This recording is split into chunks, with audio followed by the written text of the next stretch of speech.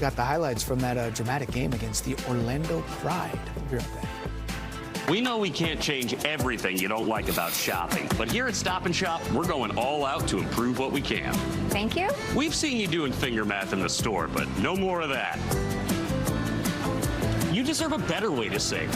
Heck yeah, I do. With over 10,000 items always on sale, it's time we actually loved grocery shopping. Justin, when was the last time you went on break? I'm on break right now. With so many ways to save, good things are in store at Stop.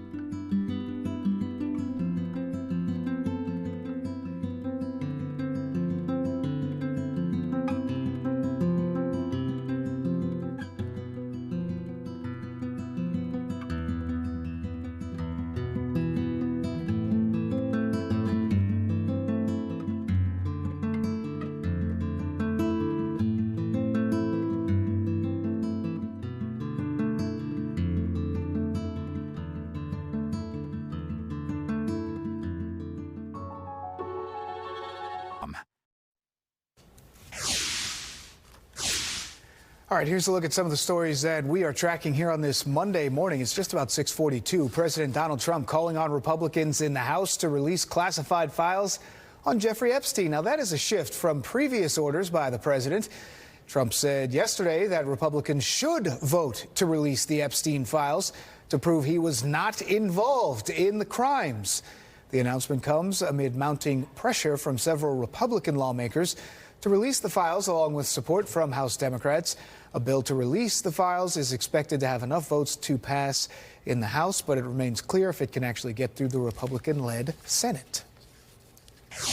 Well, closer to home, the city's public housing authority will soon give priority to tenants escaping domestic violence. Gothamist reports those people who will now be considered emergency transfers.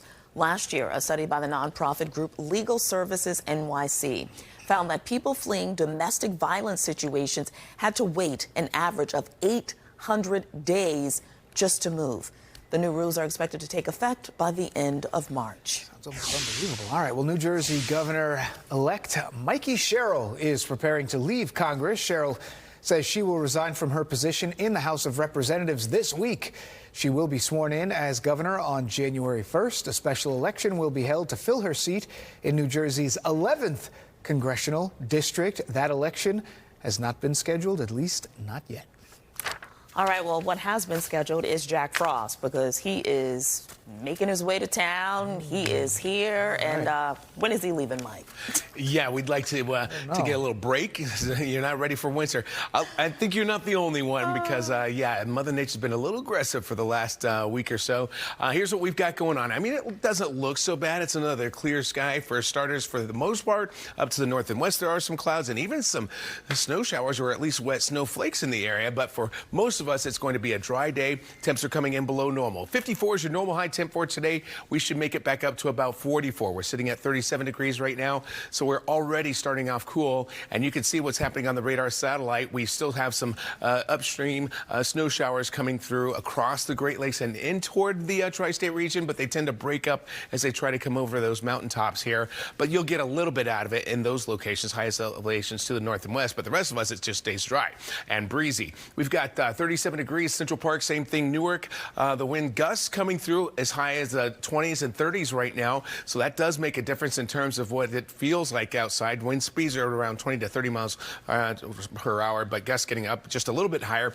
A wind chill factor number is at 28 Central Park, 26 in White Plains, feels like 17 only in Monticello. So that's the one thing that we have out there. It's cold and windy, so it does make a difference with that wind chill factor. But we don't have advisories or anything like that. Wind advisories from yesterday canceled out, but that area of low pressure will keep some wind going during the day here today out of the west-northwest. But for the most part, we stay dry and breezy and cool. Same thing as we head into tomorrow, but the winds are going to relax a bit as the low pressure moves on and high pressure kind of moves in. Then we'll watch this area of low pressure with a warm front sliding by to the south. That'll allow more clouds to come in and perhaps some showers, especially late Tuesday into Wednesday, as most of that thing passes to the south of us. But we will get clipped by a few of those light showers. I'd say early Wednesday is when most of us get that. And then as we head toward Thursday and Friday, a few more showers are expected at that time too. But it's not a real active week altogether. Today's high temp, 44 degrees, still kind of chilly and breezy. 47 is your high tomorrow. Then slight rain chances for Wednesday south and then more toward the end of the week. But they're all small. Let's bring in Inez right now. Updates your commute. Good morning.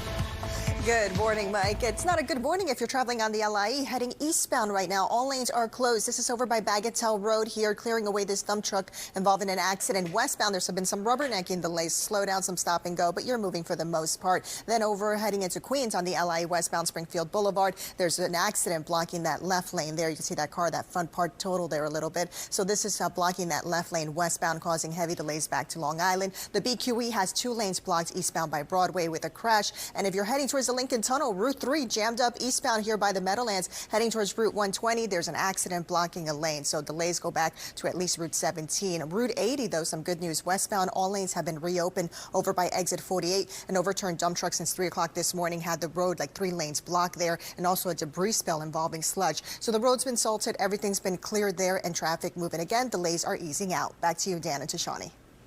Inez, thank you. With the roads and the rails, let's talk some sports now. Jameis Winston made his Giants debut as the G-men hosted the Green Bay Packers at MetLife. Meanwhile, it was a big night for Gotham FC, pulling off a major upset to advance in the NWSL final. Good Day's Tina Cervasio has the highlights.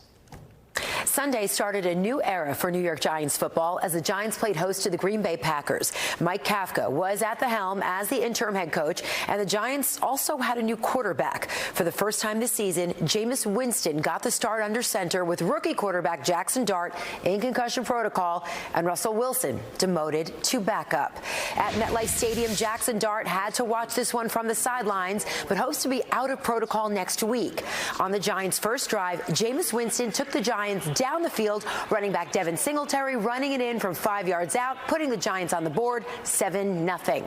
Now trailing 19-13 in the fourth quarter, interim head coach Mike Kafka goes for it on 4th down. Winston hits newly re-signed Isaiah Hodgins with a 13-yard pass for a 1st down. That set up Winston's 1-yard TD run to put the Giants back up 20-19. Winston and Dart then celebrating that touchdown together on the sidelines as the Giants take the lead. But like most other games this season, the Giants could not finish. Packers quarterback Jordan Love hits Christian Watson for a 17-yard TD pass. Packers go back up 27-20. The Giants got the ball back and they drive down the field, but Winston is picked off by Evan Williams in the end zone. The Packers hold on to beat the Giants 27-20 as the Giants fall to 2-9. Calf is very poised, and he played the quarterback position, and he saw great fight in our team. We fought hard, we fought to the end. It was unfortunate that we finished the way that we did, man. That's why I really wanted to win this game, and I'm just gonna keep getting better, man. But Calf is a great coach, man. He brought great energy, and it's tough that we didn't pull it out. In women's soccer at the NWSL playoffs, New York, New Jersey Gotham FC entered the postseason as the 8th and final seed. And after beating the best team in the league on the road in Kansas City last week, well, Gotham was back on the road Sunday to face the reigning NWSL champion Orlando Pride in their semi-final matchup. With a trip to the championship on the line, this game was scoreless into stoppage time. 97th minute, Gotham's free kick, Jaden Shaw goes right into the net, and Gotham takes a 1-0 lead. 99th minute, just seconds to play, Gotham goalkeeper Anne-Katrin Berger, she makes that dramatic game-winning save to keep Orlando from tying the game.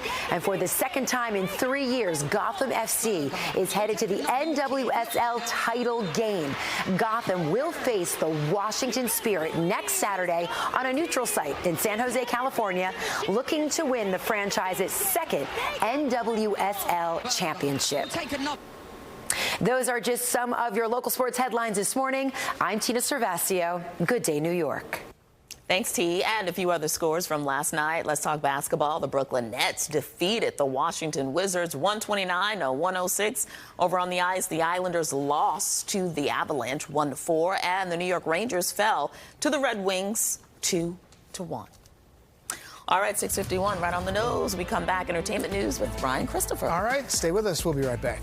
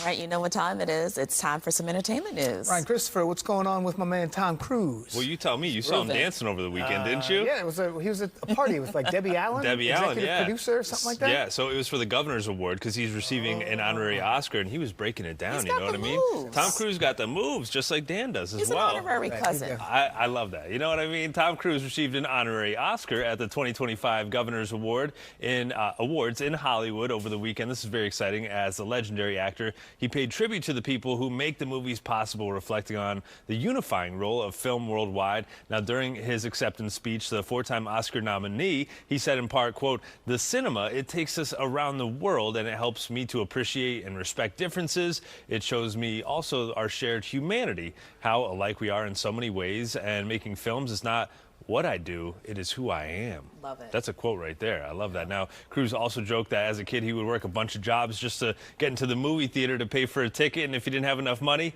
he would just find a way. It's a Jersey guy. Talk about Mission Impossible. You know what I mean? Come on now. Glen Ridge. Yeah. So And now he's on the big congratulations. screen. And now he finally received that honorary Oscar. that. Tom Cruise, so well deserved. And now let's talk about the third installment of Now You See Me. That franchise that topped the box office this weekend. That's right. You can't see me now, but the heist movie, Now You See Me, Now You Don't. It pulled in over $21 million in its theatrical debut. This installment follows the four horsemen magicians and some younger magicians now trying to pull off a heist against a corrupt diamond dealer, you can see right there. But keeping pace for second place, this was really supposed to be the #1 movie at the box office. I mean, he starred in Top Gun Maverick, and now he is the running man. We're talking about Glenn Powell. That movie originally starred Arnold Schwarzenegger back in 1987, but this current day one, it pulled in an estimated $17 million in its big release this weekend. Is that a disappointment? That's a little bit. Yeah, I mean, they were expecting more and to be in first place at least, but, well, apparently they didn't do that. They were more jogging to the box office. But now Predator Badlands, you see that right there, finished third. It's gotten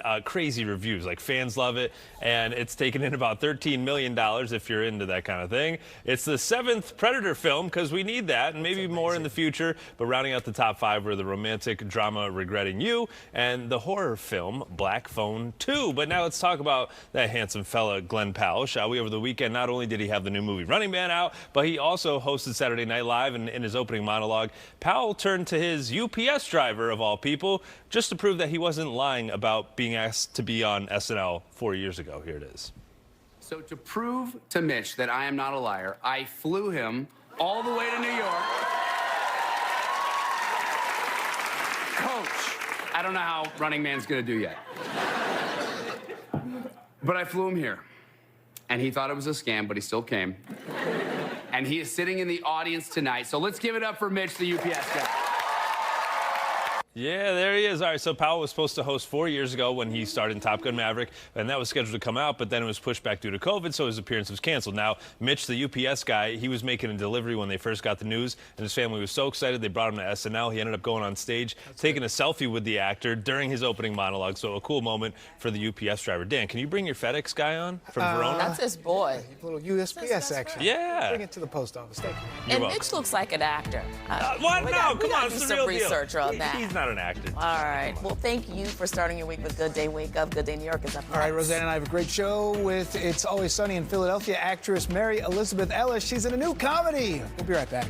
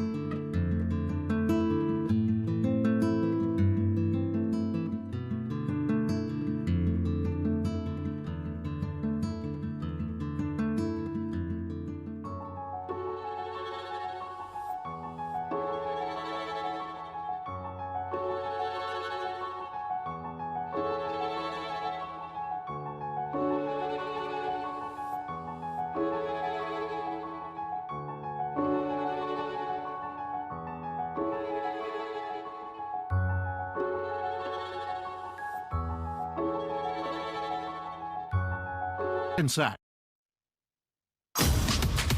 From Fox 5 New York, this is Good Day New York.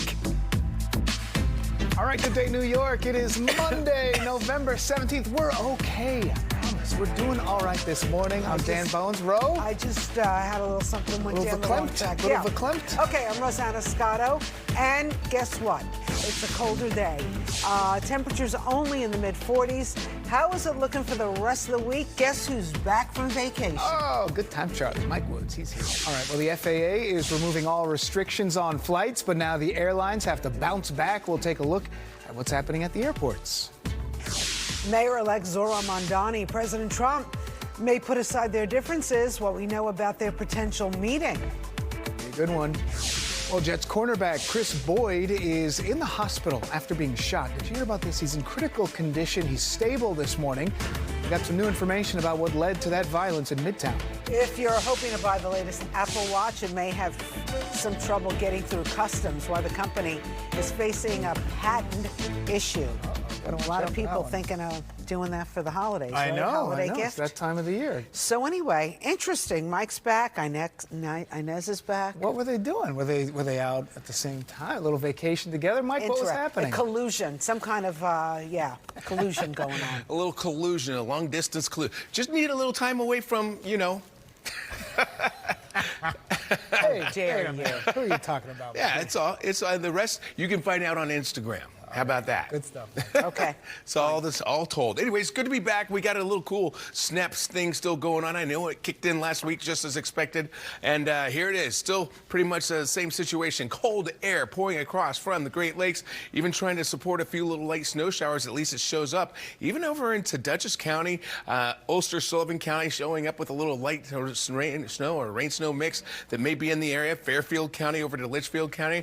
We'll have to watch for a little bit of that to possibly make it down to the ground, but it shouldn't be causing too many problems. But there is that slight chance of a slick spot here and there. It's 37 degrees, Central Park as well as Poughkeepsie and Newark, so pretty uniform temperatures out there. But it's not just the cold temp, it's the wind too, coming in from the west at around 10 to 20 miles per hour. Sometimes the gusts are getting up closer to 30. Looks like it's back down just a little bit, but still it makes a difference. It makes it feel like 29 out at Central Park. But we are going to keep that mixed sky around as your high temp climbs up to 44 degrees. This afternoon it will be breezy, if not windy. Let's bring in Inez and talk about our commuter issues that have been going on for a while. Good morning. That's right, Mike. The LIE, that's been closed for a past hour. This is eastbound over by Half Hollow Road that you're seeing traffic not moving. It's closed because of this accident over by Bagatelle Road eastbound there. You could see all lanes are closed there, trying to clear away this dump truck there. So that's all I know about that accident. Westbound, there have been some rubbernecking delays here and there. Then over on the LIE in Queens, there's an accident westbound by Springfield Boulevard, partially blocking that left lane there. You could see traffic trying to move around that. So delays go back into Long Island on that one. And the Staten Island Expressway is slow heading towards the Verrazano Bridge. An accident eastbound blocking that left lane there from the HOV lanes over by Highland Boulevard, slowing things down. Over in New Jersey, heading towards the Lincoln Tunnel, you're jammed up on Route 3 there. Delays go a little beyond Route 21. Eastbound after Route 120, there's an accident blocking a lane. With the rails, the M trains, Forest Hills bound trains are running on the F line between Rockefeller Center and 36th Street in Queens. And then everything else looks pretty good. But some subways have been dealing with delays this morning, so make sure you check ahead. Dan and Rosanna, back to you. All right. Speaking of delays and cancellations, relief at the airports this morning. The Federal Aviation Administration says the flight schedule can go back to normal. Well, that's good news, but how soon will airlines fully bounce back from those restrictions? You know, we had a lot of problems there the last couple of weeks. Let's check in with Haley Fixler. She's at LaGuardia. How's it look out there this morning, Haley? Good morning, Dan, Rosanna. You know what? You saw some improvement over the weekend, and we're seeing even more improvement here at LaGuardia this morning. Right now, 13 delays and 2 cancellations. So it's already a much different story than what we've been seeing recently. Officials say they really took the time to make sure that the staffing levels were safe and that everything was good to go before lifting this order. So let's break down everything. 40 major airports all across the country, including JFK, Newark, and LaGuardia, all had emergency reductions in flights earlier this month. month because of the shortage of air traffic controllers and staff members. Now, the government shutdown, the longest one in history, fueled that problem, prompting an extraordinary number of flight delays and cancellations across the country. Officials say there were some safety issues with the lack of staffing, so that includes planes getting too close in the air, runway incursions, and even some pilots had some concerns. But now things should be going back to normal. The FAA Administrator and Transportation Secretary Sean Duffy, they issued a joint statement last night saying that staffing conditions now align to pre-shutdown levels. In the statement, they add in part, quote, the FAA safety team recommended the termination of the order following their detailed reviews of safety trends and the steady decline of staffing trigger events in air traffic control facilities. Now, things had already started to improve, like I mentioned, over the weekend. The number of flights canceled over the last couple of days were the lowest they've been since that initial emergency order came down. Duffy also says he's amping up the focus in his previous promise to hire more air traffic controllers and to really improve their technology and their systems. And again, things really should be improving, especially in time for holiday travel that starts next week. And this is really important timing because AAA is saying that 82 million people are set to travel for Thanksgiving. 73 million people are actually expected to hit the roads because they had so many concerns with air travel because of all those delays and cancellations. But again, things are already improving, so that's really great timing there. Live at LaGuardia, Dan, Rosanna, back to you. Okay, thank you for that update this morning. President Trump said he may have some discussions with Venezuelan President Nicolas Maduro. All right, a lot of issues down there. It comes as the USS Gerald Ford aircraft carrier arrived in the Caribbean Sea and is now positioned with other warships near Venezuela. The Trump administration has been carrying out those military strikes against vessels it's suspected of transporting drugs. You may have heard about this.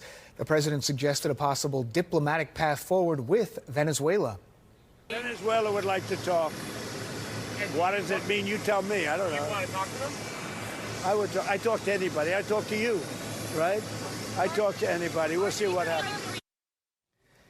While Maduro is facing charges of narco-terrorism in the United States, he accused the U.S. government of fabricating a war against him.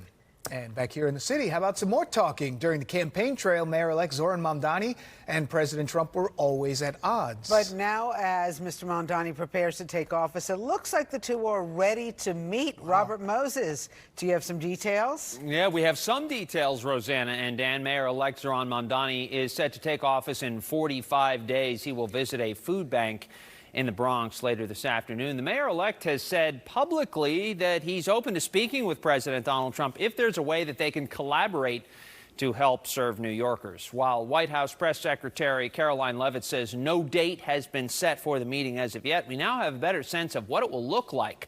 According to the president, the get-together will happen in Washington. To be sure, they have clashed over any number of issues. President Trump has called Mamdani a communist. He's threatened to deport him, to withhold federal funding from the city, and to send in troops. Mamdani has returned fire, calling the president authoritarian. Well, last night, the president sounded more conciliatory. The mayor of New York, I will say, would like to meet with us, and we'll work something out. But he would like to come to Washington and meet, and we'll work something out. We want to see everything work out well for New York. Still plenty of intrigue surrounding the future of Police Commissioner Jessica Tisch. In an interview that aired yesterday, Mamdani revealed he met with Tisch last week. He did not say if she does, in fact, plan to stay on, but he says he'd certainly like her to. I met with Commissioner Tisch just this past week and continue to be confident in the necessity of us delivering on this agenda and more. The conversation was more about what it can look like to continue to deliver public safety and what it could look like, especially without the distractions that we've seen over the last few years. And this is something that I shared, that I want this to be about the outcomes, because the most important thing is that New Yorkers are given a city that is safe and a city that is just. And too often those things have been put in tension. Mayor Eric Adams, while in Israel yesterday, criticized Mamdani, as he has done often lately. The mayor said, quote, "If I were a Jewish New Yorker, I'd be concerned about my children."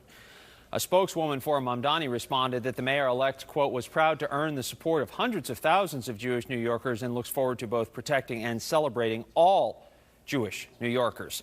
Mamdani says he'll meet with Adams to talk about the transition sometime after the mayor gets back from Israel. The mayor's due back in the city tomorrow. Dan and Rosanna, back All to right, you. good to know. Thank you so much, Robert. Meanwhile, yesterday, Mayor Adams posted pics of when he met with 3 former hostages. All right, the mayor was seen greeting and standing alongside Yarden Beavis Bar Cooperstein and Sagi Deckelhen. Hamas kidnapped them during the terror attack on October 7th, 2023. Adams wrote, quote, "Their stories of resilience and courage are truly inspiring and will stay with me forever." Well, community members in Queens held a rally against plans for a casino in Flushing. The project, known as the Metropolitan Park Casino, is proposed by Mets owner Steve Cohen. He wants to build the casino on a parking lot by Citi Field. It's one of 3 proposals still in the running for up to 3 downstate casino licenses to be issued by the state at the end of the year. Organizers of the rally yesterday are calling out State Senator John Liu for supporting this plan. Senator Liu, I tell you, without you, this casino would already be dead. This is a betrayal to Flushing, to your people, to your community, and you must publicly apologize for what you have done to make this casino happen. Senator Liu released a statement saying, in part, "I appreciate the passion with which some advocates oppose this proposal, but the proposal recently won formal support from the Community Advisory Council unanimously, and also has been long supported by the borough president, state assembly members, city council members, and all nearby community boards." But this also has something to do with the USTA. All right, what's going on with that? It comes as the Metropolitan Park project faces a potential legal challenge. On Friday, a judge reportedly ordered the city to temporarily refrain from entering into a new agreement with Steve Cohen over the use of Citi Field's parking lot.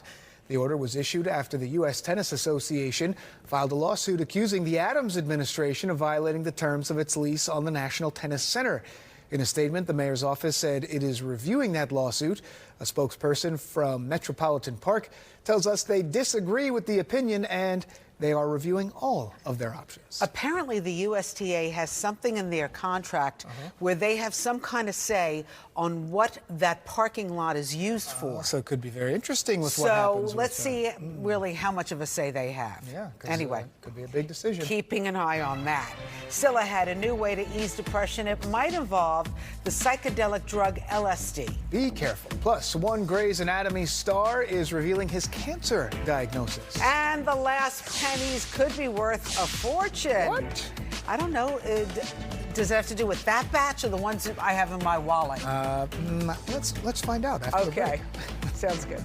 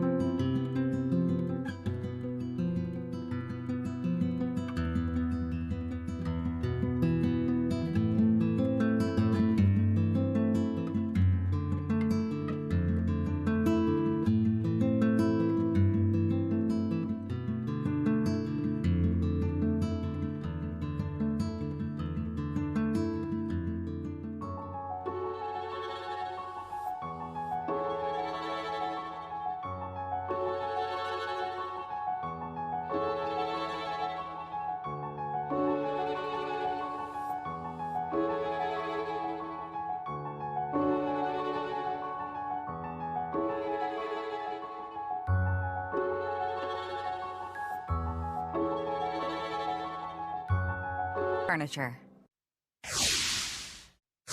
Well, today could be a very special day because if you ever wanted to unfriend someone, today is the day to do it. It's National Unfriend Day. Who knew?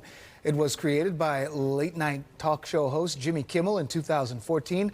National Unfriend Day was meant to combat people on social media collecting a massive amount of so-called friends they barely know in short periods of time. The day is a humorous counterpart to National Friendship Day and encourages people to reflect on their friendships and a funny take on unfriending people.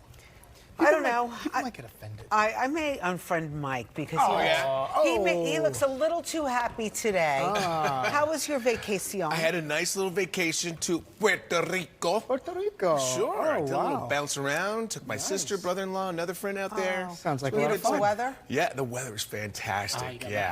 Every once in a while, a little tropical downpour. That was kind of fun. And then it was it. Just right up my alley, and then it goes. And then you're done. That was probably fun for you, though. I love it. Folks, I wanted more. So did you and Inez get along on vacation? Here we go. See, Rosanna likes to start things up. Rosanna, Inez, she was on another part of the world, but oh really? But she was away as Funny, well. it was warm weather there too. Warm weather there too. You'll have to ask her more details on her experience, if you will. Just asking. But I'll be back, and I'll be sure to take another vacation soon enough so I can get on your nerves. She's got to have something to talk about. Anyway, but yeah, now it's time to get back to work, and things are, I'll tell you what, winter time's trying to really grab hold of us here over in the tri-state region. Early in the fall season, it doesn't look bad. We have our sunshine out there, but the temp's definitely a little bit cool for you, so hopefully you've got yourself all your fall gear, your winter gear kind of out here. I did have to put on the overcoat, even brought the gloves out this morning because I was feeling a little soft trying to readjust to what's going on here in the city. This is the bottom line, though. It's a very cool, windy start to the day, and it's going to be that way through the day. Below normal temperatures, but it does stay fairly dry for a little while for us here. The weekend forecast looks like it's going to be okay as well. What we have this morning, now we have something to keep an eye on with the radar satellite because there are some snow showers that we pick up on out through Dutchess County, Ulster, Sullivan County, some light snow showers trying to head into the picture. That's all rotating around the area of low pressure that's up to the north and west. Now, we don't have any significant snow expected, but sometimes you get some slick spots in a situation like this, so just be on the lookout for that. But the air has been fairly dry, so hopefully it's not a problem. Temps, it's cool. 37 Central Park in Newark, 35 degrees White Plains, 38 in Bridgeport. The wind still significant, coming in from the west at around 10 to 20 miles per hour. So that means the wind chill factor, it feels like 29 degrees out at Central Park right now, 30 in Islip, and 17 only in Monticello. So that's a pretty cool number in terms of what it feels like outside. High in the afternoon comes in at around 44 degrees. Should be pretty dry but breezy. Cold tonight again with lows dropping down into the 20s and 30s, so even colder than what we have for you this morning. But then your high temps will start to recover a little bit tomorrow with your high getting up to around 47. Notice that the clouds are building back in on Tuesday, but then on Wednesday, rain chances are starting to pick up. It doesn't look like a lot of rain, but it's a little something coming through, especially to the south of the metro areas, and that's where maybe you get a few tenths of an inch of rain, 2 to 3 tenths of an inch of rain could come through there, but the rest of us, late Tuesday into Wednesday, it's a few 1/100ths of an inch of rain. So little rain coming through in a couple days, but now it's sunny and dry and windy. High temp gets up to 44 today, 47 tomorrow before those quick showers come through late Tuesday into Wednesday, and then more small showers come through for Thursday and Friday. All right, let's take you over to Inez, get another check-in on the commute. Good morning to you. Good morning, Mike. If you're heading towards the Lincoln Tunnel, expect delays on Route 3. Traffic jammed back to Route 21 here by the Meadowlands. Route 120, that's slow because of an accident blocking a lane there, so expect extra delays. The George Washington Bridge, 45 minutes heading towards the upper level, 30 minutes lower level. The Holland Tunnel, about a 15-20 minute delay. Then over on the Staten Island Expressway, you have an accident eastbound by Highland Boulevard there, blocking that left lane there, so expect traffic to be heavy heading eastbound towards the Verrazano Bridge. Then the LIE has a crash westbound in Queens over by Springfield Boulevard, blocking that left lane there, so traffic jammed back to Long Island there. Also on Long Island, there's the LIE by Bagatelle Road that's been closed for a bit, trying to clear away that accident. This is eastbound at Bagatelle. Westbound, there's some rubbernecking delays, but mostly eastbound, it's affecting your commute there. With the rails, everything looks good, running on or close. Rosanna, back to you. Thank you so much, Inez. Welcome back. Let's talk a little Health Watch. Researchers are exploring the idea of using a well-known psychedelic drug to treat depression. Scientists at New Zealand's University of Auckland recruited major depression patients to participate in an LSD microdosing study. They were given enough of the drug to lift their mood and energy level without causing hallucinations. The subjects recorded their depression levels and activities. After 8 weeks, most showed a clear improvement in their symptoms. Some had improved so much that their depression was considered to be in remission. So this is very promising. Let's keep an eye on that. Could be. We'll see. Well, we're also watching this. One long-running star on Grey's Anatomy revealed a prostate cancer diagnosis. Ryan Christopher has details this morning. What's going on, Ryan? Well, good morning to the both of you. So James Pickens Jr. is now opening up about his health diagnosis. In a recent interview with Black Health Matters, the Grey's Anatomy star, he told the outlet that he has a family history of prostate cancer after revealing that he had a rare variant of it. Now, the actor says that his father had prostate cancer, and so did a lot of his father's brothers, so he would have been surprised if he hadn't gotten it eventually. Pickens Jr. says luckily his doctors were able to catch it early because he was tested regularly, and he underwent a radical prostatectomy. Now the actor is starred in Grey's for 22 seasons, playing Dr. Richard Weber, certainly sending him healing and good thoughts. Rosanna, Dan, back to you. All right, thank you so much for that report, Ryan.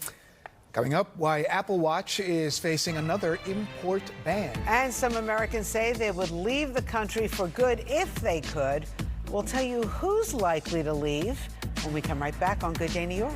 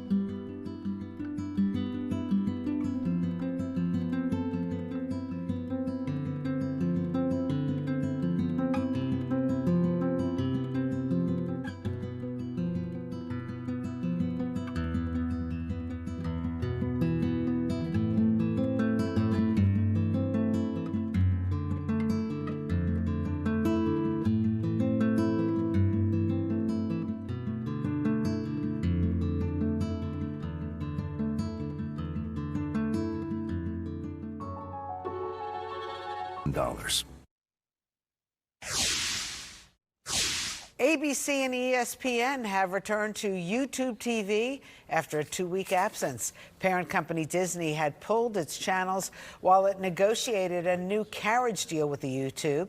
It was the longest Disney blackout in recent years. Unsurprisingly, the primary disagreement between the two sides was money, though escalation clauses were also sticking points in the talks. Sources say both Disney CEO Bob Iger and Google CEO Sundar Pichai got involved in the talks to help move things forward. And they did. A lot of sports fans happy about that. And how about this one? Apple Watches could soon face another import ban. The U.S. International Trade Commission is considering a new procedure to decide if importing of updated Apple Watches violates a patent held by the medical monitoring company Masimo. Apple removed blood oxygen reading technology to avoid a previous ban over Masimo patents, but then reintroduced an updated version of technology that met with approval by U.S. Customs and Border Protection. Apple says the new case is meritless. It also says Massimo copied Apple's watch design in order to bring legal complaints against it. And a new report says Apple CEO Tim Cook could be stepping down next year, and the company may already be considering his replacement. The Financial Times says John Ternus, Apple's senior vice president of hardware engineering, is reportedly the frontrunner to succeed Cook. Cook succeeded the late Steve Jobs, of course, as CEO in 2011. As for the timing on this, the report added the changeover isn't expected to be announced until after the company's next earnings report, which is in January. Well, it appears some Americans have a desire to leave the United States for good. Where are you going to go? Well, a new Gallup poll found 40% of women and girls between the ages of 15 and 44 said they would leave the U.S. if they could. That's 4 times more compared to 2014. The survey also revealed nearly twice as many women want to leave the U.S. compared to men. Women listed Canada, New Zealand, Italy, Japan in order as their most desired destinations. Interesting. Okay. Well, the last U.S. pennies could be worth an absolute fortune. A report says the last pennies made at the Philadelphia Mint last week could be worth about $5 million each. What? Several will be up for auction in December. The final 5 pennies have a special omega symbol to denote their special status of finality in minting. Rare Coin Price Guide Gray Sheet says prices could be as high because of extreme demand among collectors. Do you think it'll get to the masses? Usually they hold those things, I feel right? like you got a better chance of winning Powerball. Yeah, that's what I'm thinking too. All right, still ahead. Who you'll see performing at Thanksgiving Day NFL halftime shows. Always very interesting. Plus, is it too early for Christmas?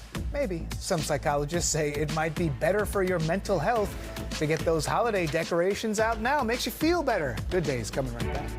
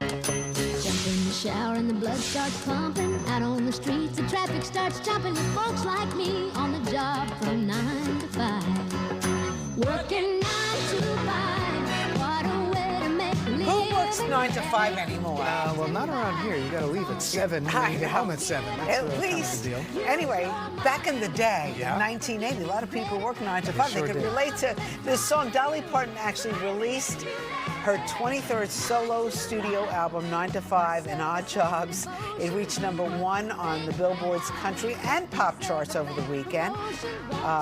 Dolly won an honorary Oscar at the Governor's Award recognizing her charitable efforts. Dollywood Foundation. She's still very, very active. Yeah, I just looked it up. She said, we didn't have too much to share, but my mama and daddy showed me that the more you give, the more blessings come your way. She said that. It was a video statement. She wasn't actually there to pick up that award. So. Then she's also got that Dollywood Broadway show that I think is trying to come here. I don't know. I think it's still being tested out in the country. Yeah? Yeah. We'll see. I don't know if it's ready for Broadway yet, but anyway, 7:30. Hopefully you're having a good Monday. I'm Rosanna Scotto. And I'm Dan Bowens. Thank you so much for joining us here on this Monday morning. Still pretty early out there and still pretty cold out there. Outside, Mike, what's going on? Yeah, outside. Did you see that the Christmas tree was up there? Yeah, they have the lighting. Avenue? They have lighting at the Fox Christmas tree this weekend. It's on this Friday, weekend. I think. Okay, Friday. there you go. I was like, oh, there we go. We're ready for you, Santa. All right, let's show you what we have going on here in the Tri-State. We still need some rain. Let's check out the drought monitor situation because we do have a severe drought situation still kind of up around Sussex County and over toward Warren County. You've got that severe drought condition. Then it's got moderate drought outside of that in the bay shaded area. The yellow shaded areas is where it's considered to be dry, but we could all basically use some rain around the tri-state region. We're about 8.5 inches below normal as far as rain is concerned for Central Park, but we're not adding anything to it today. If anything, there's some wet snowflakes on the periphery of the tri-state region. In fact, snowflakes showing up on the radar satellite. Looks pretty impressive, but usually there's not a lot of moisture with these situations, so it doesn't add up to much. Maybe a few slick spots, and that's it. 37 in Central Park right now. Same number for you in Poughkeepsie, only 28 in Monticello. Now, that's one of the spots that's more likely to get some of those wet snowflakes making it down to the ground. But as far as winds are concerned, they're still coming through at around 15 to 20 miles per hour, sometimes gusting a bit higher. Wind chill factor is at 29. That's what it feels like in Central Park right now. So it's a pretty cold, breezy morning. This is the area of low pressure, which is going to hang out for the day today. But as we head into tomorrow, it should kind of get out of the picture a little bit more so the winds will relax and that potential for that light snow kind of backs off. High pressure keeps us dry as we head into Tuesday, but then late Tuesday, an area of, we've got the warm front that's sliding into the Capital District, but it's going to be close enough that some of those showers try to feed up into the tri-state by Wednesday morning. Hopefully it doesn't give us much, but it looks like it gives us a little something, especially in our southern sections of New Jersey. Again, that's Wednesday morning. Today, dry, cool, high 44. Let's bring in Inez and show you how we're getting around with the commute. Good morning to you. Good morning, Mike. It's been a busy morning, especially on Long Island. We've had a lot going on. Right now, the LIE heading eastbound by Bagatelle Road. You can see no traffic there, but some activity has been cleared. It was closed this morning because of an accident there, and looks like they've probably reopened the roadway. Let's check here. Half Hollow Hills Road. You can see traffic still at a stop, and we still have vehicles closing the roadway, but it looks like it should reopen soon. Again, that's eastbound on the LIE by Bagatelle Road, where we have that roadway closed. Then over on the eastbound side by Route 135, the Seaford Oyster Bay Expressway, you have the right lane blocked with a crash. Westbound side, you look good, but westbound as you head into Queens, you have an accident over by Springfield Boulevard, blocking that left lane, so heavy delays heading back to Long Island. Also in Queens, there's a crash westbound at 74th Street, so a lot going on the LIE this morning. Over on the Staten Island Expressway, Highland Boulevard eastbound, there's a crash, left lane blocked. You can see the tow trucks on scene, but traffic very slow heading towards the Verrazano Bridge. With the rails, everything running on or close to schedule. Rosanna and Dan, back to you. Inez, thank you so much. Well, a story we've been tracking since this weekend. Jets cornerback Chris Boyd is recovering this morning after being shot in Midtown. We're learning this morning about what exactly happened. Briella Tomasetti, sounds a little suspicious, no? Yeah, well, Rosanna and Dan, we do have a significant update to share with you this morning. Police now looking for a man wanted in connection with that shooting. We want to get right to that footage released by NYPD Crime Stoppers. Officials sending out a short video clip about 4 seconds long and 2 photos showing that man running down the block. You see it there with a black Jeep parked behind him. He was last seen wearing a black hat, sweatshirt and pants, multicolored sneakers, and carrying a black book bag. According to the NYPD, Jets cornerback Chris Boyd, in critical but stable condition as we speak. Investigators say the shooting happened shortly after 2 o'clock in the morning on Sunday on West 38th Street between 7th Avenue and Broadway, adding that a 29-year-old man was shot once in the abdomen and then rushed to Bellevue Hospital. The New York Post later identified Boyd as the victim of that shooting. A Jets spokesperson said the team is aware of the situation but had no further comment. Police sources, though, told Fox 5 that the shooting was preceded by some sort of argument and that the gunman fired 2 shots, one of which struck Boyd. The player is in his first year with the Jets, signing with the team back in March. He has yet to play this season because of an injury suffered during training camp. Before that, he spent time with the Texans, Cardinals, and the Vikings. Reaction, of course, pouring in on social media, even from Boyd's teammates. Jets linebacker Jermaine Johnson and defensive tackle Harrison Phillips both posted to X asking for prayers and wishing the player a speedy recovery. Mayor Eric Adams also said that he was praying for Boyd and his loved ones, emphasizing the city's gun violence epidemic. If you have any information, you're being asked to call the Crime Stoppers hotline at 1-800-577-TIPS. Dan and Rosanna, back to you. Okay, thank you so much for that update. Meanwhile, the NYPD is searching for the gunman in a double shooting at a discount store in Jamaica, Queens. All right, police released these images of the man they want to talk to. You can see it's a pretty clear photo they have right here. Investigators say a dispute with a customer ended with 2 men being shot at the store on Jamaica Avenue. This all happened Saturday night. Now, sources tell Fox 5 the victims are employees of the store. The 34-year-old was shot in the chest. He was hospitalized in critical but stable condition. A 55-year-old man was shot in the leg and hospitalized in stable condition. If you have any information, you're asked to call Crime Stoppers, 1-800-577-TIPS.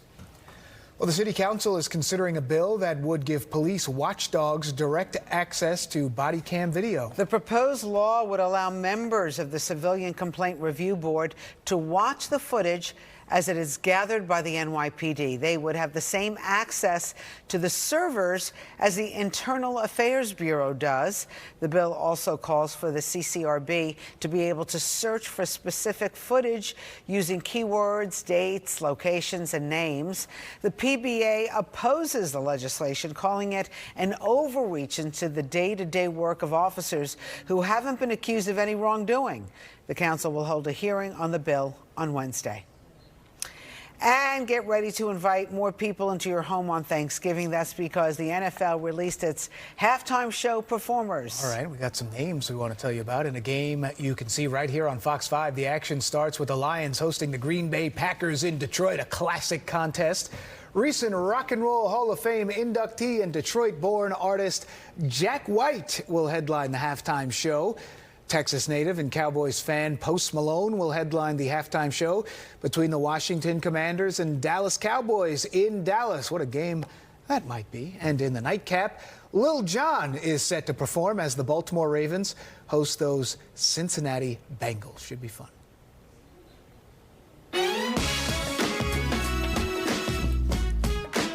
Okay, one of the greatest debates of all time. All time. Or at least this time of the year.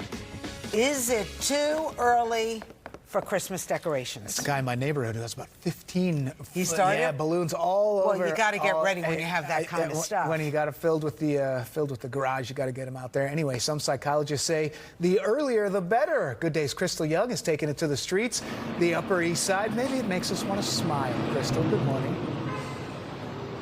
Good morning. Well, yes, I am on the corner of 2nd Avenue and 61st Street, and the Christmas trees are out. So is it too early? It really depends on who you ask, but a lot of people are saying no. And psychologists are saying go for it. If it makes you feel good, go for it. People need joy and happiness, and if the act of decorating or even just sitting back and seeing the lights makes you feel good, then that's exactly what you should do. So I wanted to know, do people agree with psychologists? And is this whole holiday thing getting earlier and earlier? Take a listen to the answers. I like a tree for Thanksgiving, so maybe like the week before, the week of Thanksgiving. All right. Yeah, so I don't know, I guess everybody wants to get a head start. Right. But it was nice to have one at the house for Thanksgiving. I love holidays. I am the one who I put the Christmas after, say it, Halloween. I don't think so at all. I think as soon as Halloween's over, it's fair game. I like that. That's interesting. I think a lot of people would agree with that. It seems like things have slid all the way up. Traditionally, it was, okay, right after you finish those Thanksgiving leftovers, then you start thinking about the tree and decorating. Now it's right after you finish that pumpkin pie and carve that pumpkin, you're thinking about Christmas and Hanukkah. Well, here we are, and a lot of people are saying it does make them feel good. So there you have it. I'm going to toss it back inside to both of you, Dan and Rosanna. It's never too early. Well, it depends. I mean, Inez has it up in July, so you're right, Crystal. The countdown is It's on. never too early, even in July. Anyway, we'll be right back with a look at what happened in the Giants game. Not great, but they hosted the Packers with a new interim head coach and a brand new quarterback, famous Jameis. How'd he do? We got the highlights. We'll be right back.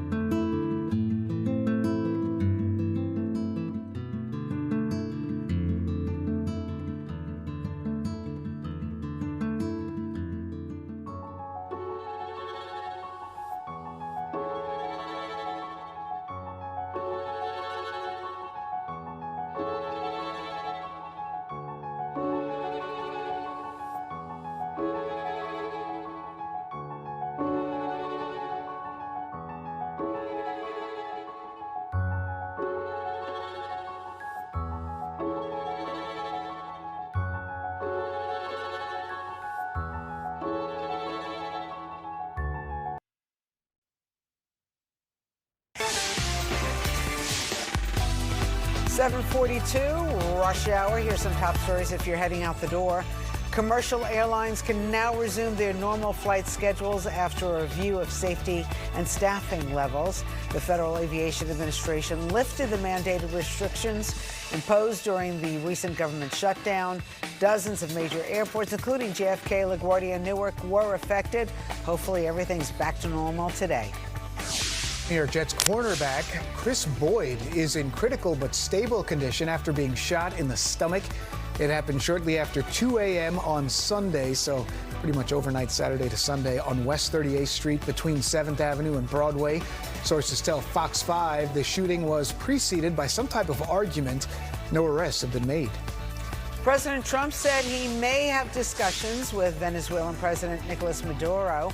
U.S. warships are now positioned near Venezuela as the Trump administration carries out military strikes against vessels it suspects of transporting drugs. Mr. Maduro accused the U.S. government of fabricating a war against him. All right, 7:43, time for sports. Jameis Winston made his Giants debut as the G-Men hosted the Green Bay Packers at MetLife. Meanwhile, it was a big night for Gotham FC. At least we got some good news here, pulling off a major upset to advance to the NWSL final. Good Day's Tina Servasio has the highlights. Sunday started a new era for New York Giants football as the Giants played host to the Green Bay Packers. Mike Kafka was at the helm as the interim head coach, and the Giants also had a new quarterback. For the first time this season, Jameis Winston got the start under center with rookie quarterback Jackson Dart in concussion protocol and Russell Wilson demoted to backup. At MetLife Stadium, Jackson Dart had to watch this one from the sidelines, but hopes to be out of protocol next week. On the Giants' first drive, Jameis Winston took the Giants down the field, running back Devin Singletary running it in from 5 yards out, putting the Giants on the board 7-0. Now trailing 19-13 in the fourth quarter, interim head coach Mike Kafka goes for it on fourth down. Winston hits newly re-signed Isaiah Hodgins with a 13-yard pass for a first down. That set up Winston's 1-yard TD run to put the Giants back up 20-19. Winston and Dart then celebrating that touchdown together on the sidelines as the Giants take the lead. But like most other games this season, the Giants could not finish. Packers quarterback Jordan Love hits Christian Watson for a 17-yard TD pass. Packers go back up 27-20. The Giants got the ball back and they drive down the field, but Winston is picked off by Evan Williams in the end zone. The Packers hold on to beat the Giants 27-20 as the Giants fall to 2-9. Caf is very poised, and he played the quarterback position, and he saw great fighting in our team. We fought hard, we fought to the end. It was unfortunate that we finished the way that we did, man. That's why I really wanted to win this game, and I'm just gonna keep getting better, man. But Caf is a great coach, man. He brought great energy, and it's tough that we didn't pull it out. In women's soccer at the NWSL playoffs, New York, New Jersey, Gotham FC entered the postseason as the 8th and final seed. And after beating the best team in the league on the road in Kansas City last week, well, Gotham was back on the road Sunday to face the reigning NWSL champion Orlando Pride in their semi-final matchup. With a trip to the championship on the line, this game was scoreless into stoppage time. 97th minute, Gotham's free kick, Jaden Shaw goes right into the net, and Gotham takes a 1-0 lead. 99th minute, just seconds to play, Gotham goalkeeper Ann-Katrin Berger, she makes that dramatic game-winning save to keep Orlando from tying the game. And for the second time in 3 years, Gotham FC is headed to the NWSL title game. Gotham will face the Washington Spirit next Saturday on a neutral site in San Jose, California, looking to win the franchise's second NWSL championship. Those are just some of your local sports headlines this morning. I'm Tina Servasio. Good day, New York. Well, there are a couple other scores that we want to tell you about. Local games last night. Brooklyn, the Nets handed the Washington Wizards their 11th straight loss in a 129-106 victory. It was Brooklyn's second win of the season, so that's good. In hockey, the Islanders lost to the Colorado Avalanche 1-4. The New York Rangers' struggles at home continued as they fell to the Detroit Red Wings 2-1, snapping a 3-game win streak. The Blue Shirts have just one win in 9 games at the Garden so far. Pretty strange because they've been playing pretty well when they're on the road. All right, the Knicks, they will be without another one of their starters for a while. Forward OG Anunoby. OG Anunoby, that's right. He left Friday's game against the Heat with a leg injury. He was later determined to be a left hamstring strain that will keep him out of the lineup for at least the next week or maybe 2. At that point, he will be reevaluated, could potentially miss even more games. His injury comes as point guard Jalen Brunson is out with a grade 1 ankle sprain. He's considered to be day-to-day, but he's already been ruled out for tonight's rematch against Miami. So, all right, the Knicks got some injured. A little banged up, but hopefully they can keep it going. All right, we'll be right back with entertainment news. Ryan Christopher is here. There was a bit of magic taking over the box office. Ryan Christopher has the latest numbers for you. We know we can't change everything you don't like about shopping, but here at Stop & Shop, we're going all out to improve what we can. Thank you. We've seen you doing finger math in the store, but no more of that. you deserve a better way to save. Heck yeah, I do. With over 10,000 items always on sale, it's time we actually loved grocery shopping. Justin, when was the last time you went on break? I'm on break right now. With so many ways to save, good things are in store at Stop and Shop.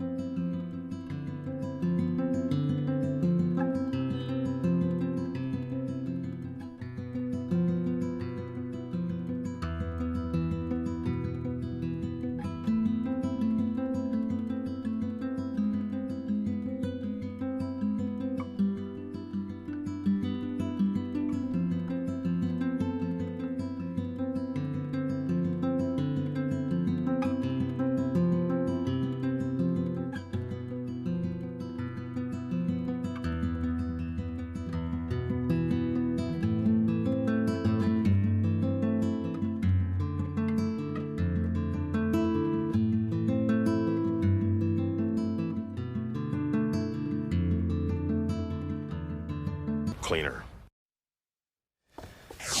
Okay, it's going to be cold out there. Have the gloves, I think. Have the gloves. Get a little layered up. Mike Woods, what's happening? It looks nice, at least behind you. It looks nice. It looks nice. But I was kind of like in a rush on the way out today because I wasn't quite used to this cool temperature. Oh, yeah. You have to go find your gloves. You pull out two non-matching gloves. You know the situation.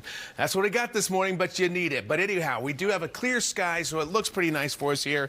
But you step out into it, and you're like, ooh, I stepped into it, didn't I? Yep, we've got that northwest wind and even some snow showers being picked up on the radar satellite. Our northwestern counties may have a little bit of that, making it down to the ground, even in toward Putnam County and Dutchess County. A little light snow showing up on that radar satellite, but your temps are in the minimal range. So even if you get it, it should pretty much melt on contact and be not that big of a deal.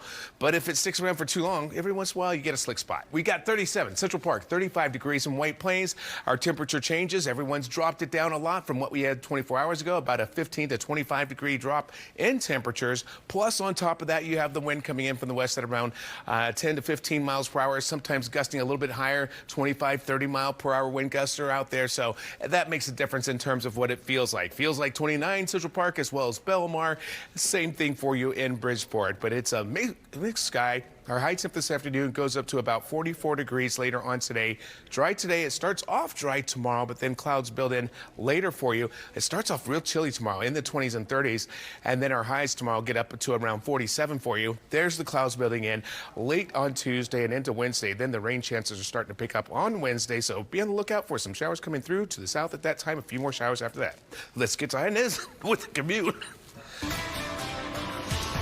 Hey there, Mike. And it's been a busy this morning over on the LI, but let's start off with Staten Island Expressway right now. Eastbound at Highland Boulevard, you have an accident, so heavy delays heading towards the Verrazano Bridge. Delays go back to the Goethals Bridge and Route 440. 78 eastbound, you have a 3-mile delay approaching exit 43 because of an accident. It was blocking a couple of lanes. They just pushed it off to the shoulder, so all lanes open, but you still have that delay. The LI by Bagatelle Road, everything's looking good there. All lanes have been reopened eastbound. It was closed for a couple of hours because of an accident, but that's been reopened. open and traffic moving again both directions. But we still have problems in Queens on the LIE. There's a crash westbound at 70 by Springfield Boulevard, blocking that left lane there. So slow coming in from Queens. And then you have another accident. This one's by 74th Street there, blocking a lane. So heavy delays there heading towards the BQE. With the rails, things look good. Everything running on or close to schedule. Rosanna and Dan, back to you. Inez, thank you so much. All right, let's talk a little entertainment.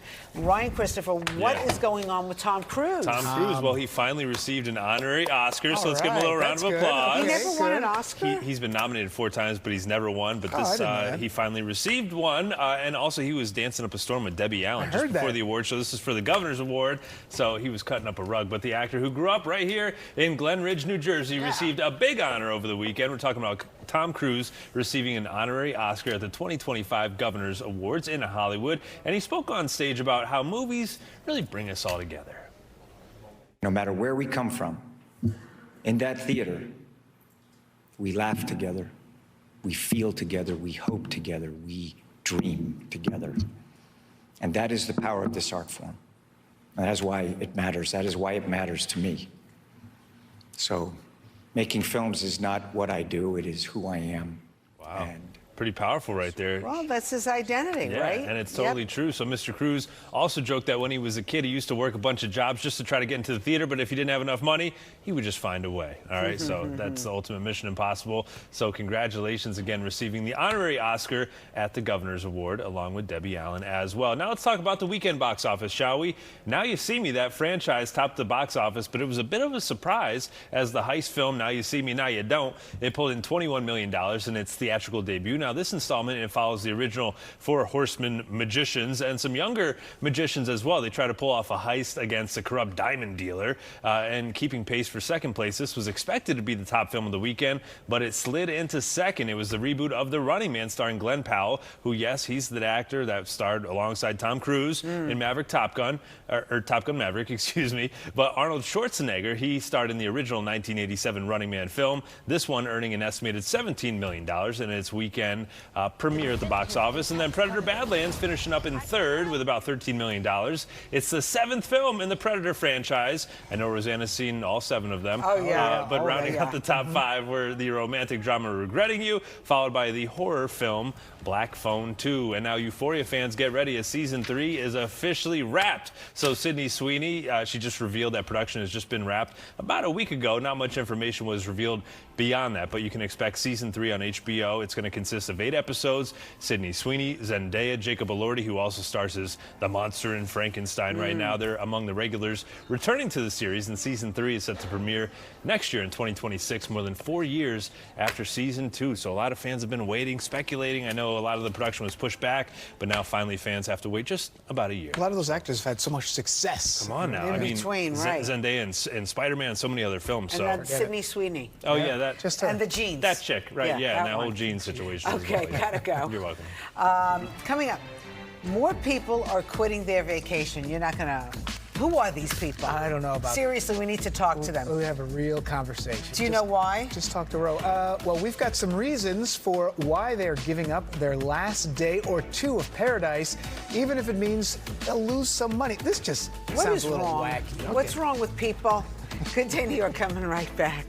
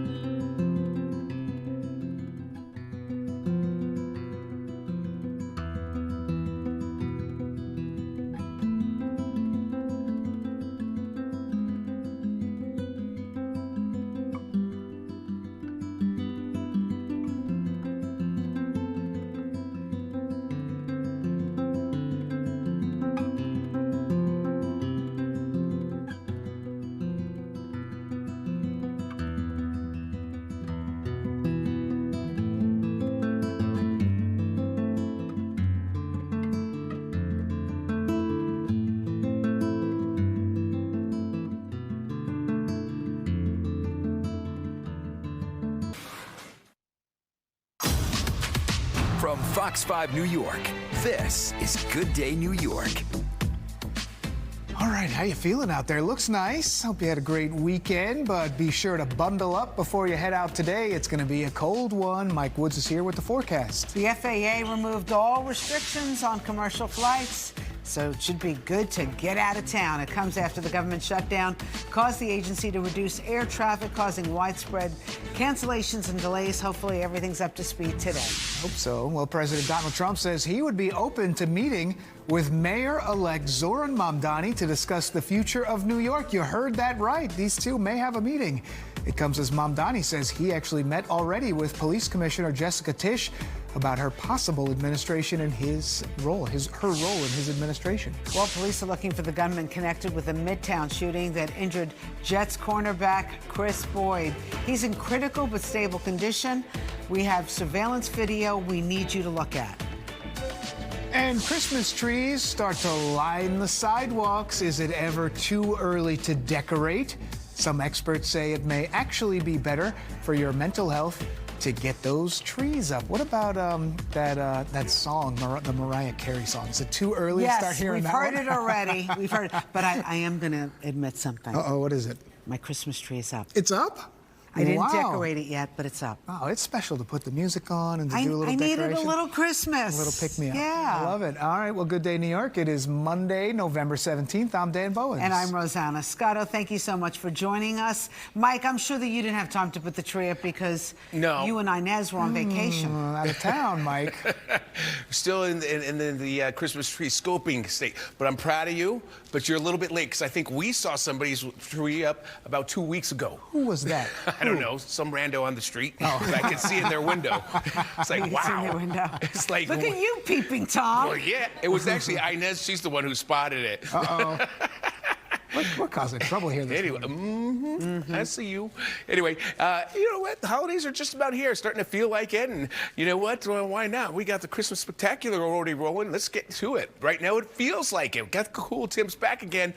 Lots of clouds out there. Snow that shows up on the radar satellite. Does it make it down to the ground? Most of it, no. But if you get a wet snowflake in these northern tier counties, it's not out of the question. It can happen, and it has happened the last couple of days. It's now 37 in Central Park. We've been pegged there for a while. Pretty chilly stuff, not quite freezing here.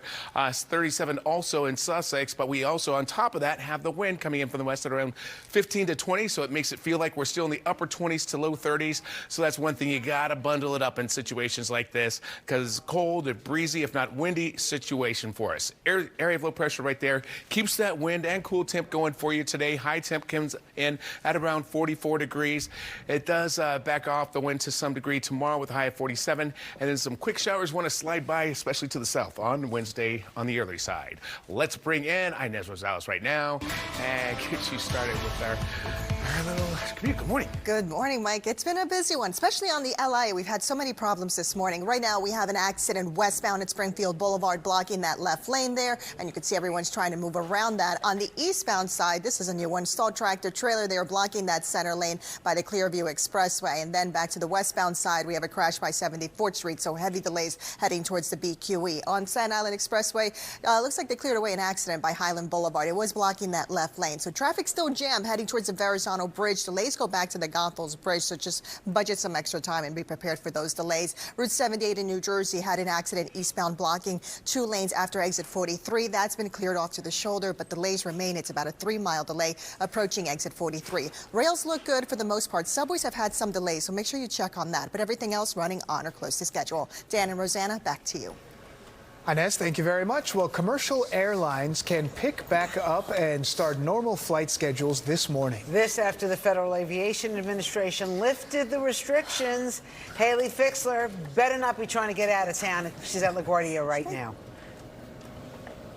You know what, Dan, Rosanna, I think I might have spoken a little bit too soon just about an hour ago. Those numbers, they were looking good over the weekend. They were looking good earlier this morning. But unfortunately, the number of delays and cancellations have jumped over the last 60 minutes. So we have 58 delays here at LaGuardia, 7 cancellations, 120 delays at Newark, 31 cancellations. And then at JFK, 192 delays and 14 cancellations. So it does look like it's going to take some time before things bounce bounce back efficiently and quickly to what they were before the shutdown. Officials do say, though, that they made time to make sure that all the staffing levels, they were safe and they were good to go before they lifted this order. So let's break it all down. So 40 major airports all across the country, including JFK, Newark, and LaGuardia, they had emergency reductions in flights earlier this month because of the shortage of air traffic controllers and staff members. The government shutdown, the longest one in history, fueled that problem, prompting an extraordinary number of flight delays and cancellations. Officials say there were some safety issues with the lack of staffing, including planes getting too close to the air, and runway incursions. But now things should be heading back to normal. The FAA administrator and the Transportation Secretary, Sean Duffy, they issued a joint statement last night saying that staffing conditions now align to pre-shutdown levels. In a statement, they added, in part, quote, the FAA safety team recommended the termination of the order following their detailed reviews of safety trends and the steady decline of staffing triggered events in air traffic control facilities. And again, things had started to improve over the weekend. The number of flights canceled over the last couple of days, they were the lowest they've been since that initial emergency order came down. Now, Duffy also says he's amping up his focus and previous promise to hire more air traffic controllers and to improve their technology and their systems. We did speak with some travelers this morning. This is what they tell us. When we left, it was kind of iffy. We were thinking about driving from Michigan, but it worked out. I'm just hoping that we don't get delayed. We got a lot of stuff to get back to, but and I'm hoping that everybody's paid fairly and that they can return to work normally. A lot of people also hoping that things continue to improve just in time for holiday travel next week. AAA is predicting that 82 million people are going to travel for Thanksgiving, and 73 million people, they're going to hit the roads because they are concerned about the air travel and delays and cancellations. And although things are starting to improve, we'll see what happens. Live at LaGuardia Airport, Dan, Rosanna, back to you. All right, Haley, thank you very much. Check back in with you soon. President Donald Trump, he calls on Republicans in the House to release classified files on Jeffrey Epstein. In a shift from previous orders by the president, President Trump said yesterday that Republicans should vote to release the Epstein files to prove he was not involved in Epstein's crimes. The announcement comes amid mounting pressure from several Republican lawmakers to release the files, along with support from House Democrats. A bill to release the files is expected to have enough votes in the House to pass. Not clear yet if it can get through the Senate, but keep an eye on things this morning. And federal agents are targeting cities in North Carolina as part of the White House's latest illegal immigration crackdown. All right, Customs and Border Patrol officials say they made more than a dozen arrests or dozens of arrests in Charlotte over the weekend. Residents reported numerous encounters with agents near churches, apartment complexes, and stores, with thousands taking to the street to protest.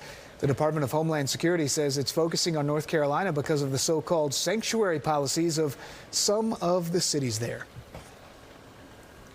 President Trump and Mayor-elect Zoran Mamdani say they're open to meeting for the first time face-to-face. Face-to-face. This after the two leaders clashed repeatedly while Mamdani ran for office. Robert Moses, are we hearing that right? Is that right? They may actually be able to have a conversation? Yeah, both of them say they're willing to talk. We'll see.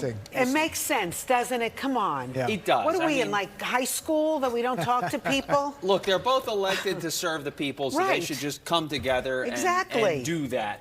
We'll see when that happens. Mayor-elect Zoran Mamdani set to take office in 45 days. That's when he is sworn in. He will be visiting a food bank in the Bedford Park section of the Bronx early this afternoon. The mayor-elect has said publicly that, yes, he is open to speaking with President Donald Trump if there's a way that they can collaborate to help New Yorkers. While the press secretary, Caroline Leavitt, says no date has been set for the meeting, we now have a better sense of what it may look like. According to the president, the get-together will happen in Washington. They have clashed over any number of issues. President Trump has called Mamdani a communist, threatened to deport him, to withhold federal funding from New York City, to send troops here, et cetera, et cetera.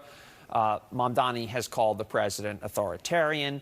Well, it looks like they might put all these differences aside, at least for a little while. The president sounded more conciliatory in comments last night. The mayor of New York, I will say, would like to meet with us, and we'll work something out. But he would like to come to Washington and meet, and we'll work something out. We want to see everything work out well for New York. Still plenty of intrigue surrounding the future of Police Commissioner Jessica Tisch. In an interview that aired yesterday, Mamdani revealed that he met with her last week. He didn't divulge if she plans to stay, but he says he wants her to.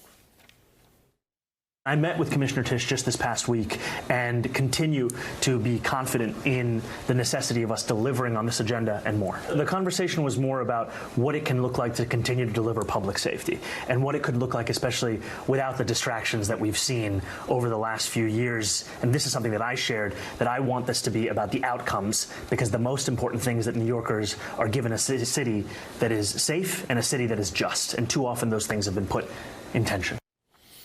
Mayor Eric Adams remains in Israel. Yesterday, while there, he criticized Mamdani, as he has done often lately. The mayor said, if I were a Jewish New Yorker, I'd be concerned about my children. A spokeswoman for Mamdani responded that the mayor-elect, quote, was proud to earn the support of hundreds of thousands of Jewish New Yorkers and looks forward to both protecting and celebrating all Jewish New Yorkers. Now, new this morning, at this hour, Mayor Adams is meeting with Israeli Prime Minister Benjamin Netanyahu behind closed doors. There had been some speculation about whether the two would meet while the mayor is in Israel. Well, we know that they are meeting. Mayor Adams, you'll remember, has promised to invite Netanyahu here on the day of Mamdani swearing in, basically daring the mayor-elect to arrest Netanyahu, as he threatened to do during the campaign. So we'll see if the mayor extends that invitation in person today during their meeting in Israel, and if Netanyahu does come here, if Mamdani moves to try to have him arrested. January 1st, right? Okay. We got a lot of problems in New York. I know. We don't need that one. I agree with you. Okay, thank you. Let's talk about New Jersey Governor-elect Mikey Sherrill. She is preparing to leave Congress. That's right. She has to be the governor of New Jersey. Sherrill says she will resign from her position in the House of Representatives. It's scheduled to happen this week. During a farewell speech over on Capitol Hill last Wednesday, she urged her colleagues to continue to stand up to President Trump. Mikey Sherrill will be sworn in as governor on January 1st. A special election will be held to fill her seat in New Jersey's 11th congressional district. That election has not been scheduled just yet. Well, we do want to tell you about this morning. We are learning about the death of government advisor Sid Davidoff. Mr. Davidoff's family said he died yesterday at a hospital in the Dominican Republic. He was battling an infection while recovering from shoulder surgery. Sid Davidoff was a Brooklyn native and advisor to several New York City mayors and governors. He is survived by his wife, Linda Stacy, an award-winning columnist for the New York Daily News and The Post and Newsday, along with his stepdaughter. Sid Davidoff was 86 years old. He was a friend of my family's for many years. Played tennis with him over the years. Yeah. He was a real Brooklyn guy, you know, strong, funny, brash. He was even in an episode of The Sopranos. He really, he was just a fun guy, very knowledgeable, smart, worked his way through college and law school. Very prominent in city politics for a long time. Yeah. I read about that. Rest in peace and condolences to his family. That's right. All right. Well, it is 8:12, almost 8:13 here on this Monday morning. And coming up, after nearly 8 years, the Studio Museum in Harlem has finally reopened to the public. We're getting an inside look. And in the next hour, a new documentary called The Pink Pill is highlighting gender inequity. We're going to chat with the film's director. By the way, coincidentally, the New York Times just did a big feature on the CEO, Cindy Eckhart. That's her, quite a dynamo. Wait till you hear about her story and this pill. Good Day New York, coming right back.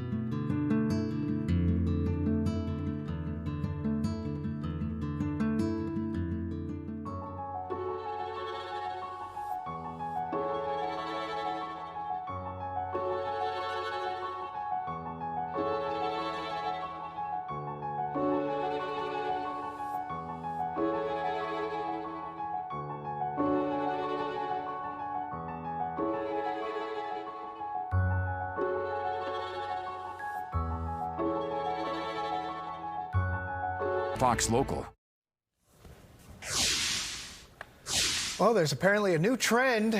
You might not believe this one. It's called vacation quitting. It's when travelers cut their trip short due to worries about work, overplanning, uncertainty, or homesickness. What? Who gets homesickness? Who gets homesickness? Maybe like a How long are you on vacation for that you got homesickness? Well, travel experts say vacation quitting is happening more often and can be costly, triggering expensive airline change fees and hotel cancellation penalties. They say you should make sure you know how the cancellation policies work before you consider doing that, and also travel insurance. I can understand maybe scheduling it to come back a day early so you can get a little like reset before you head back to work. But yeah, that's what I do, because our early morning hours, you can't come back late. No, yeah, you can't come back late, but I would never just in the middle of it just say, I've had enough. I'm done, unless it was really terrible. What kind of vacation are you on? That doesn't happen to Mike. I don't know. I've never heard him like say, oh, I got so sick, I wanted to be in my bed. Mike, you don't get homesick of this? Yeah, no, I wonder why. Did you miss us while you were on vacation? I did, and for whatever reason, somehow I never tuned in. I don't know what happened with that. But that hurt. I heard, every once in a while, someone would send me a snapshot of what the weather was going on here. I think we had a wind chill factor of like 16 last Tuesday. You missed it. Something crazy like that. I was like, yeah, I think I'm going to take my time. But it was nice. I did have a few extra days on the backside. I'm happy to be back. So it's always good to come back home, sleep in your bed, all that other good stuff. Here's what we have out there for you today. What's normal for you? We're on the downslide, getting deeper and deeper into fall. 54 is your normal high temp.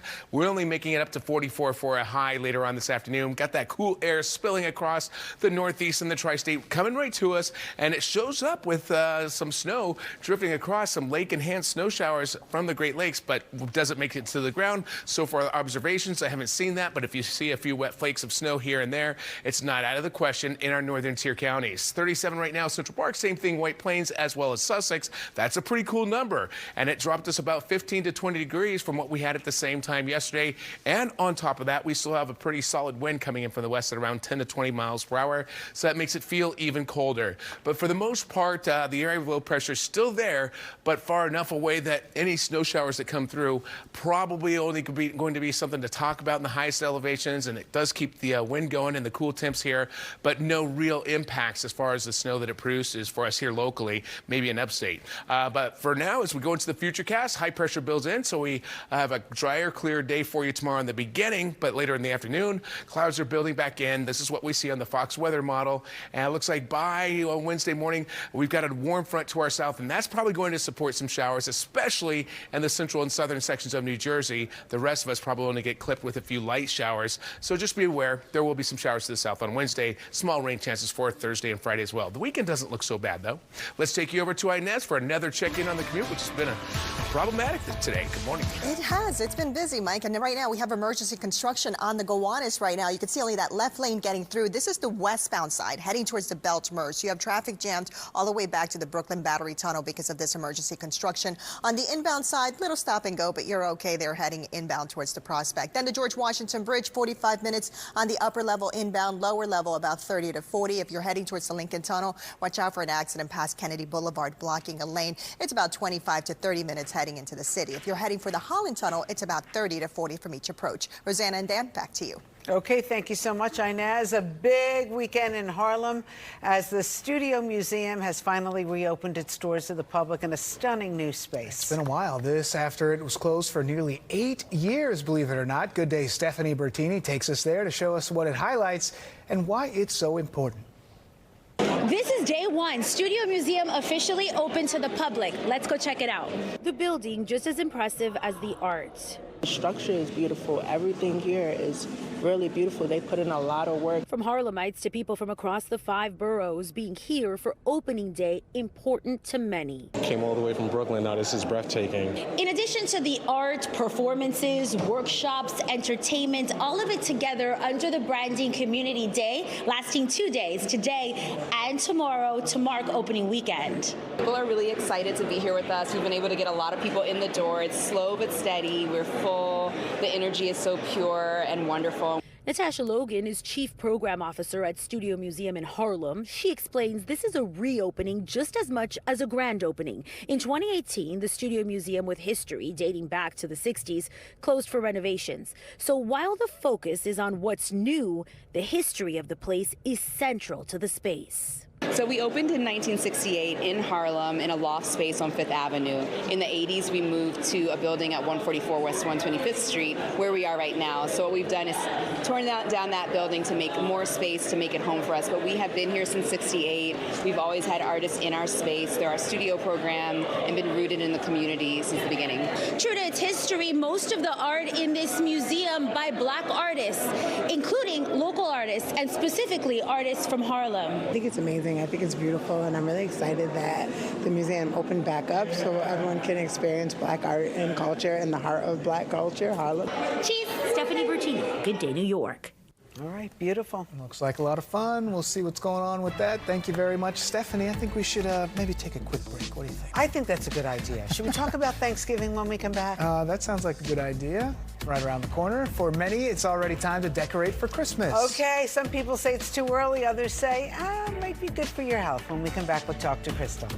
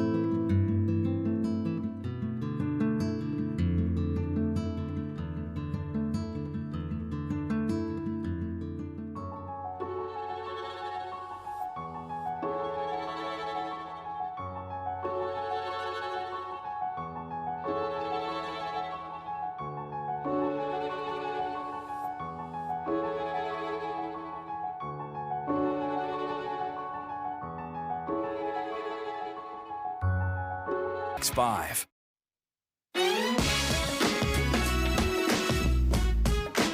All right, looks like Thanksgiving, of course, is right around the corner, a week and a half or so from now, the corner. But for many, it's already time to decorate for Christmas. You know, there are things to do. Some people say it's too early. Others say it's just about the right time, especially if you need a little health boost. You know what I mean? Crystal Young taking it to the streets on the Upper East Side. What's going on? Good morning. Good morning. Well, the Christmas trees are out on 2nd Avenue and 61st Street, and a lot of people say we don't mind. It's okay. Bring it on. When you think about it, they call it the holidays, right? So you go from Halloween into Thanksgiving, which we know hasn't even happened yet, but it's okay because a lot of people are kind of moving things up. They're saying after Halloween, we feel you can decorate. And psychologists say it is good for you if you decorate early because people need happiness and joy, and if that brings them happiness and joy, then decorate early and often. And we already know that definitely thinking of childhood memories and nostalgia and positive thoughts relieves stress, so it's a good thing. So I needed to know from everyone passing by, do you agree with that? Is it okay to start now? Grab your tree and just keep it watered until December 25th. Take a listen to all those answers. I would say it's a good time to take it out now. Okay, right? Yeah. Right, we're in the zone. Middle of November when it's cold and chilly. Yeah. Not when it's like super warm out still. It makes people feel good. Yeah. Everybody should decorate every day. I think we'll decorate after Thanksgiving this year. Okay, got you. Not too early, I guess, but we're excited for it, right, guys? Yeah, okay. Yeah. I feel like you're right in the traditional zone of like right after Thanksgiving. Some people start after Halloween. I see. No, we're more traditional, but we've seen our neighbors prepare already, so okay. and the trees are out. We love to smell them. It's exciting. Yeah, it is. Are you guys excited to help put it all together? Yeah. Yeah. Okay. How about you? Yes. Yes. So one thing that man brought up, and it is really true, that smell is important. It's the reason why a lot of people like buying a real tree. But you can get that smell through candles. I love just those pine-scented candles all year long.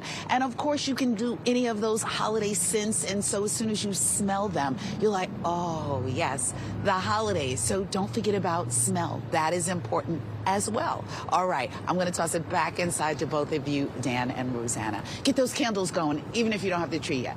Good little holiday candle. We like that. All right, Okay, Crystal, sounds thank good. you very much. Might make you feel better. Well, coming up, more people are turning to faith with numbers at the Catholic Church starting to turn around and increase. We'll look at why. Plus, coming up in the 9 o'clock hour, global girl group A2O may stop by the studio to perform the title track off their new project, Paparazzi Arrive. They'll be here at 9.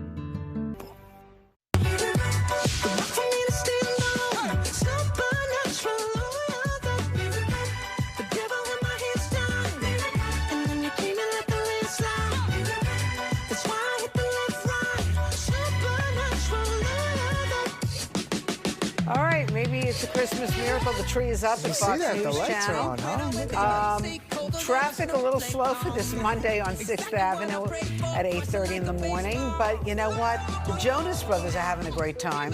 Their song Miracle. Greetings from your hometown tour at Prudential Center tonight. 7:30 at UBS Arena on Wednesday, November 19th. I heard it was a great time. I heard they had a couple sold-out shows the last couple days. I remember when they were just starting, I took my nieces to see them. Oh my goodness, they went crazy for them.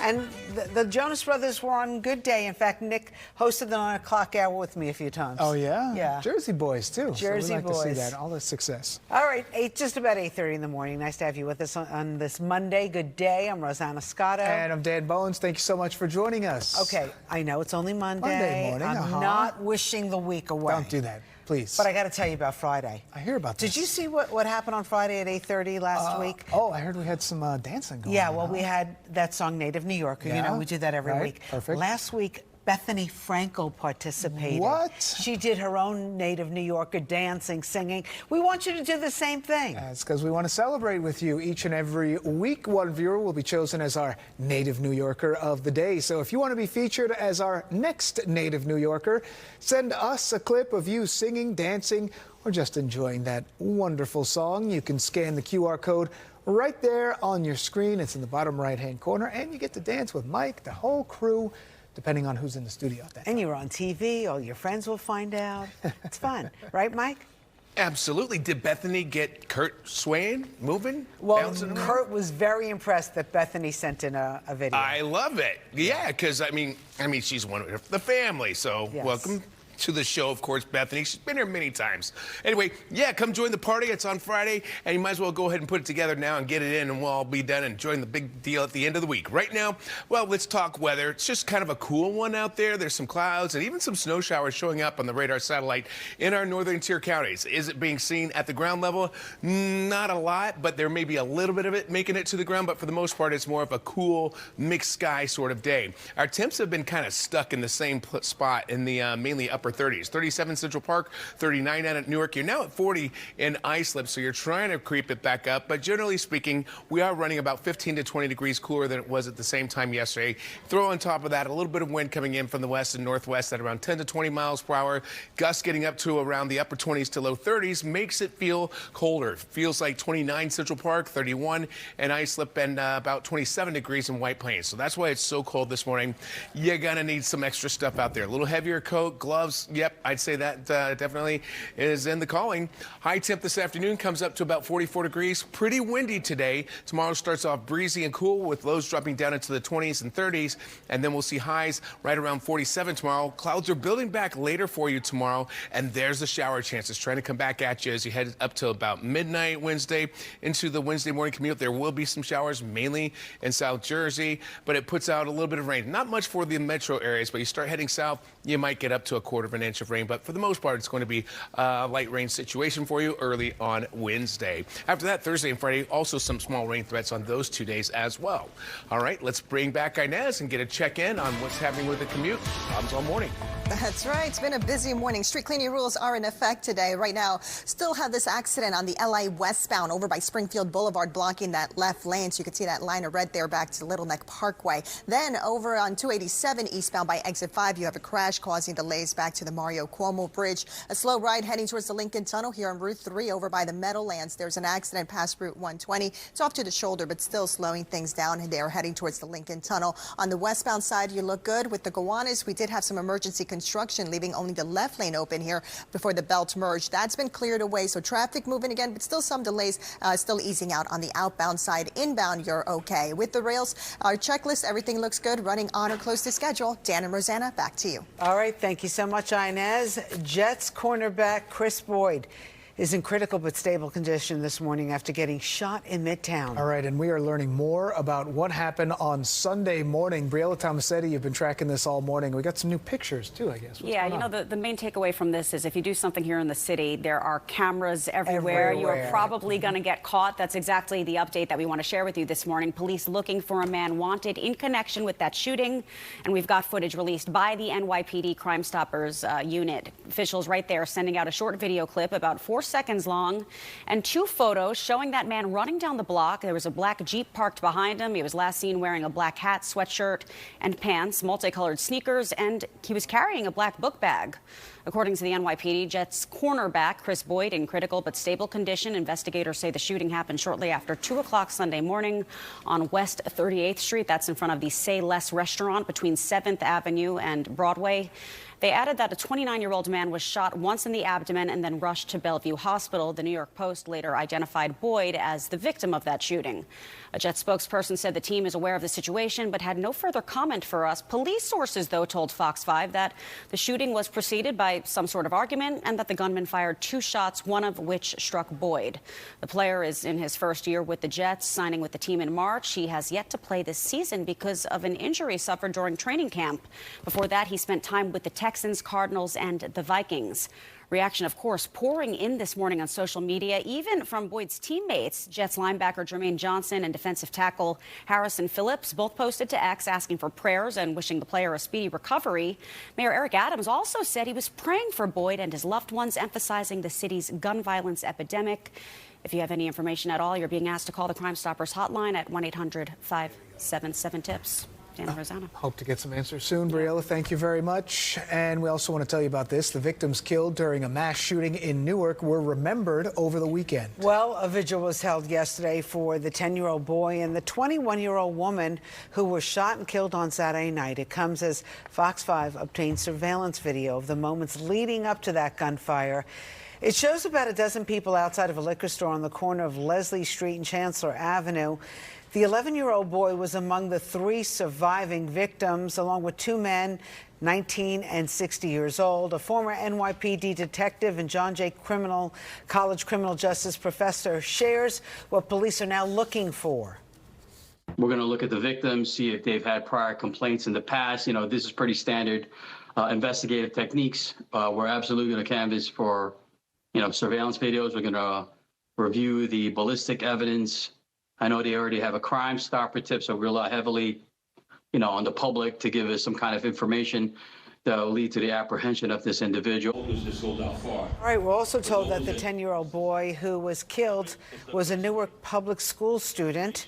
The school superintendent says grief counseling will be available this morning. A $10,000 reward being offered for information leading to an arrest. And the city's public housing authority will soon give priority to tenants escaping domestic violence. All right, a Gothamist says those people will now be considered emergency transfers. That will put them in the same category as disabled tenants who need accommodations and other with specific medical needs. Last year, believe it or not, there was a study by the nonprofit group Legal Services NYC, and it found that people fleeing domestic violence situations had to wait an average of 800 days to move. Hard to believe. The new rules are expected to take effect by the end of March. Well, 36 Long Island Railroad employees were reportedly involved in a scheme using phony ID cards. Now, according to the New York Post, the MTA inspector said the workers used the cloned cards to allow co-workers to check them in and out while they were somewhere else. So far, one 20-year employee was fired. At least 5 others could lose their jobs as well after an MTA investigation. 8 others supposedly quit before the agency's report was released. And for the first time in 25 years, the Port Authority is set to reintroduce 7-day-a-week service across all path lines. All right, we've got some new details we want to tell you about. Beginning in March of 2026, officials say the Journal Square 33rd Street via Hoboken line service will double on the weekends. The Hoboken World Trade Center line will also receive a 33% service increase, all during rush hour. In May, weekend Hoboken service to the World Trade Center and 33rd Street will restart for the first time since 2001. This is all pretty good news. Late night service will also get a boost in train service. MetroCard sales are set to end on December 31st, and the MTA is giving away free Omni cards. Starting at 8 o'clock tomorrow morning, the first 400 people to transfer their MetroCard balance to an Omni card at 16 customer service centers in all 5 boroughs will not have to pay for the new Omni card. Now, that's a deal. The regular price for a card ranges from $1 to $5. This move also takes place before the bus and subway fare hikes in January. All right, it's about 8:40 here on this Monday morning, and coming up, a real special story, how faith and medicine collide in a new book. That book is called The Miracles Among Us. We're talking to the author, Fox News senior medical analyst, Dr. Mark Siegel. He'll be here when we come right back from this commercial.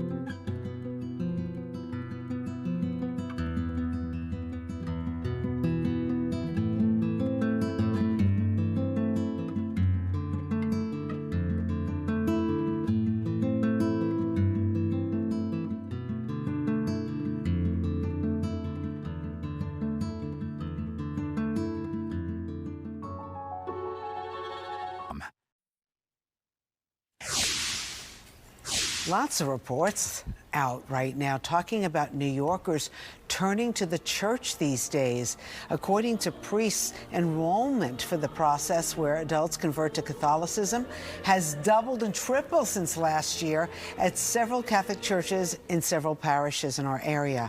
Officials say some are looking for balance and meaning, while others have cited the murder of activist Charlie Kirk, who was an evangelical Protestant. That's right. All right. That's very interesting. Anyway, looking at this, some of those information. There's a beautiful book out right now, drawing on decades of medical experience and his faith. Our next guest writes a book that often explores mysterious and miraculous ways faith plays a role in medicine. All right, that book is called The Miracles Among Us. You can see it right there, the 17th book released by Fox News Books, and it's out tomorrow. Joining us now is author and physician Dr. Mark Siegel, a Fox News senior medical analyst. Welcome to Good Day New York, sir. Great to see you. Hey, Dan, how are you? Rosanna, great to see you again. Always. It's very interesting. When we were sitting here talking before, you said, I wrote every word of this book. You wanted to make that clear. Because it makes it a lot easier to talk about on TV. Somebody says something to you, oh, wait, I remember I put that in that chapter. And actually, in a way, the book wrote itself because it was interviewing people who kept defying the odds. And that's what we keep getting wrong in medicine and science. You know, Spinoza came out in the 1700s and said, science is evolving. That's God. God is found in nature. There's no personal God.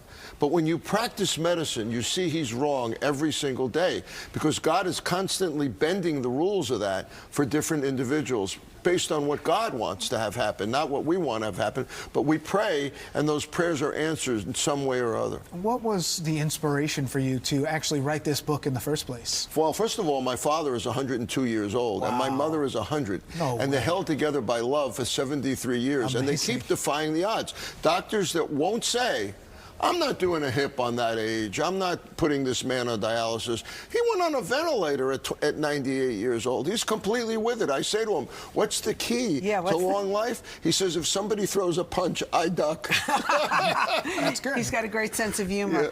You've talked to some really interesting people. Some of the people we know here on Good Day. Shannon Bream wrote the foreword. She does Fox News Sunday on Fox 5. She also had chronic pain, which she talked about, you know, miraculously. It took a while, but miraculously she was cured. I love Shannon. Shannon is such a sweetheart and so humble, and that's partly because of her faith. She's written books on faith. She has another one coming out.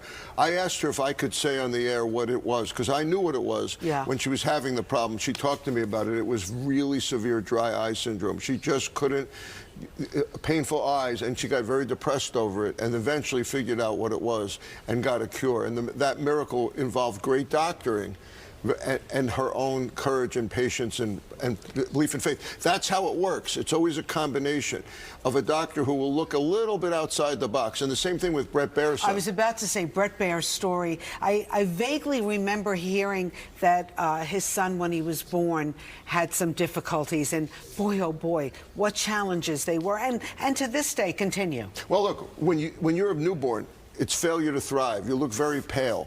And some doctor was just passing the hospital and happened to stop. And he said, you know, let me do an echocardiogram. He didn't really know he should do one, and he found a problem, congenital problem with the heart. He's ended up with 5 operations since then, and the last one was similar. He went to a doctor for a cold, a brand new doctor. Well, maybe I'll do an x-ray. He didn't really have a reason for it. Maybe I'll do an x-ray. Does an x-ray. Well, maybe that's a tiny bit larger than I thought. Send it to Paul's cardiologist, finds a new aneurysm. Paul goes out golfing with Bret the night before, beats him. and then has his 5th operation, and he's very courageous. Paul's taken over his own life, you know. At the beginning, people believe that there is some kind of faith that got them through this, and there was some kind of miracle, like an everyday miracle, not a, you know, whatever. But it's a combination, because Bret and Amy, his wife, are very religious, and they pray every single day. And back at the beginning, it was the love of Amy and the compulsiveness of Bret, looking at every detail. You know how Bret looks at every single detail? Yes, he's very good. And together, they formed a unit that supported Paul, and now Paul is his own best advocate. But God was involved. God is in the room. That's what you have to understand. I have a story in the book about Breakthrough, where a guy is under the ice, gets caught under the ice, 14 years old. No way. And there's a voice from the shore that says, go 15 feet to the left, to the right rather, to the right. And the emergency responder follows that voice and finds Paul, but there was no one on the shore. He gets to the hospital 45 minutes without a pulse. And the doctors say, what are we doing here? Why are we doing this? 45 minutes, 50 minutes. The mother says, don't stop, don't stop. I'll be there in a minute. She arrives at the hospital and starts to pray to God, directly to God. The pulse comes back. Then the doctors, I interviewed every one of these doctors thinking this story must be BS. Yeah. I interviewed every one of these doctors. They said, we've never seen anything like this before miracle. or after. Here's the real miracle, Rosanna. He wakes up and he's completely normal. And I interviewed him too. There's no sign of this years later. And one of the other high-profile stories he talked about is Damar Hamlin. Damar Hamlin, football player, of course, had that situation on the field, live television. His heart stopped. And what was your takeaway from that one? Well, see, in each chapter, and this is why I loved writing the book and why I wrote every word, in each chapter, the miracle is not what I was expecting. Everyone thinks that miracle is that Damar flops backwards, his heart starts beating, that the helmet hit him. All that's true. Yeah. The real miracle is that the team physician had some kind of intuition years before and was practicing a protocol for cardiac arrest on the field for years, and everyone said there hasn't been one here in the NFL since 1955. Wow. And they were prepared. They rushed onto the field. Time is heart, time is brain. And Damar recovered. It's a beautiful book, and it's so inspiring. It's out tomorrow. And I have a lot of personal stories about my patients that survive against all odds, patients that barely beat cancer, patients that wake up from comas, my family, all in the book. Well, it's beautiful. Dr. Mark Siegel, The Miracles Among Us, how God's grace plays a role in healing. Thank you so much for sharing. Great to be on with you guys. Nice Thank to you. see you, Thank you. Good luck with the book. Mike, how are we feeling over there? You got any miracles for us in the weather? weather? Yeah, well, it's just feeling kind of chill out here with a mixed sky, maybe a little bit of a wet snowflake flying in our northwestern counties here. It's feeling like we're going more and more into the late fall, early winter season and weather situations for us here. At least that's what it feels like right now to me. 37 Central Park, 39 degrees out at Newark. Same thing for you in Belmar with our temperature changes. Cooler for everyone, about 15 to 20 degrees colder now than it was at the same time yesterday. And our wind is still coming in from the west, and it's a pretty solid wind at around 10 to 20 miles per hour. Sometimes the gusts are closer to 30. That's the sort of day we're going to see. When it comes to actual precip, snow or rain, anything like that, there might be a few flakes that make it to the ground in our northwestern counties, but for the most part today and tomorrow on the quiet and cool side. Highs today at 44, 47 tomorrow before the next front comes through just to the south of us, and that'll bring some showers to South Jersey by Wednesday morning, and then there's some more small rain chances coming through for Thursday and Friday. The weekend looks okay right now. Not perfect, but okay. Let's bring in Inez and get you rolling with the commute. Good morning. Hey there, Mike. Street cleaning rules are in effect today. Right now, things are a little busy. Been busy all morning, actually. Staten Island Expressway slow eastbound and westbound. Right now, you have an accident eastbound by Slauson Avenue blocking a lane. We did have an earlier accident, too, approaching the Verrazano Bridge, so that just left an extra delay there this morning, the entire stretch of the Staten Island Expressway. If you're heading into the city, the Lincoln Tunnel, it's about 25 to 30 minutes inbound. The GWB, 45 minutes on the upper level, 30 lower level. If you're heading for the Holland Tunnel, between 30 and 40. Rosanna and Dan, back to you. Okay, thanks so much, Inez. Coming up, Glenn Powell's hosted SNL over the weekend. He was fun. He brought out a very special guest during his monologue. Might be surprised who it is. And in the next hour, our special guest in the Good Day Cafe, we've got the chef. Her name is Diane Kacholis. Diane Kacholis. How about that? With her new cookbook, it's called Athens. Very interesting. We'll be right back.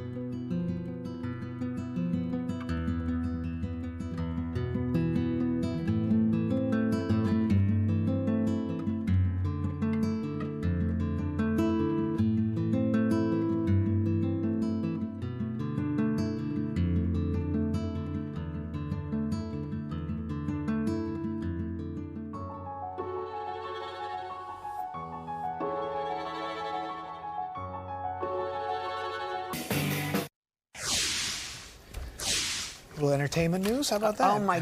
Spike Lee, he pulled something off at the Vatican. That he did. Maybe the Knicks will make it to the finals. Maybe they'll win the finals. Maybe a little divine intervention. Yeah, a little blessing over the weekend. So Spike Lee headed all the way over to the Vatican with other filmmakers celebrating cinema over the weekend. Now the Pope is calling on celebrities to use their art to include marginalized voices. Now, Mr. Lee, he gave Pope Leo a Knicks jersey, even though the Chicago-born Pope is a Bulls fan, and Spike sort of explained why.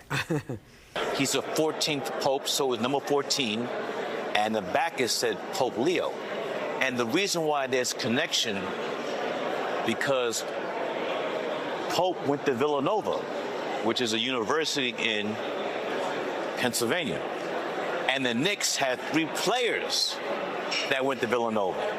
And that being Jalen Brunson, Josh Hart, and Mikal Bridges, who played together at Villanova. The Villanova Knicks, as sometimes they call them. But is Spike converting the Pope from a Bulls fan to a Knicks fan? We hope so. Go number 14. Pope Leo also called film a popular art in the boldest sense, intended for an accessible audience to all. And now let's talk about a trend that doesn't seem to go away. Labubu. Do you have a Labubu at home? Well, now the phenomenon is coming to a screen near you very soon. So Sony Pictures has obtained the rights to make a movie about the Chinese doll brand. However, it's too early to know much of what's to come. Now, according to The Hollywood Reporter, there's no producer or filmmaker. It's not known who's going to star, if it's going to be live action or animated. So much is still up in the air. Sony has not commented about the film as of yet, but the monstrous figurines, they gained popularity after the Chinese retailer Pop Mart. They sold the Labubus via blind boxes where people didn't know actually what they were getting inside. And check this out, some celebrities use them as accessories, like the one and only Naomi Osaka at the U.S. Open. You'll see her little Labubu here in just a moment. There he is. Look at that guy in the top right-hand corner. She had a different one every day, and she renamed him. So now we'll get a Labubu movie, just what everybody's been waiting for. All right, and it was a busy weekend at the box office for Glenn Powell. Not only did he have a new movie out, The Running Man, which finished second, but he also hosted SNL, Saturday Night Live, in his opening monologue. Powell, he wanted to prove to his UPS driver that he wasn't lying about being asked to host the show 4 years ago. So to prove to Mitch that I am not a liar, I flew him all the way to New York. Coach, I don't know how Running Man's gonna do yet.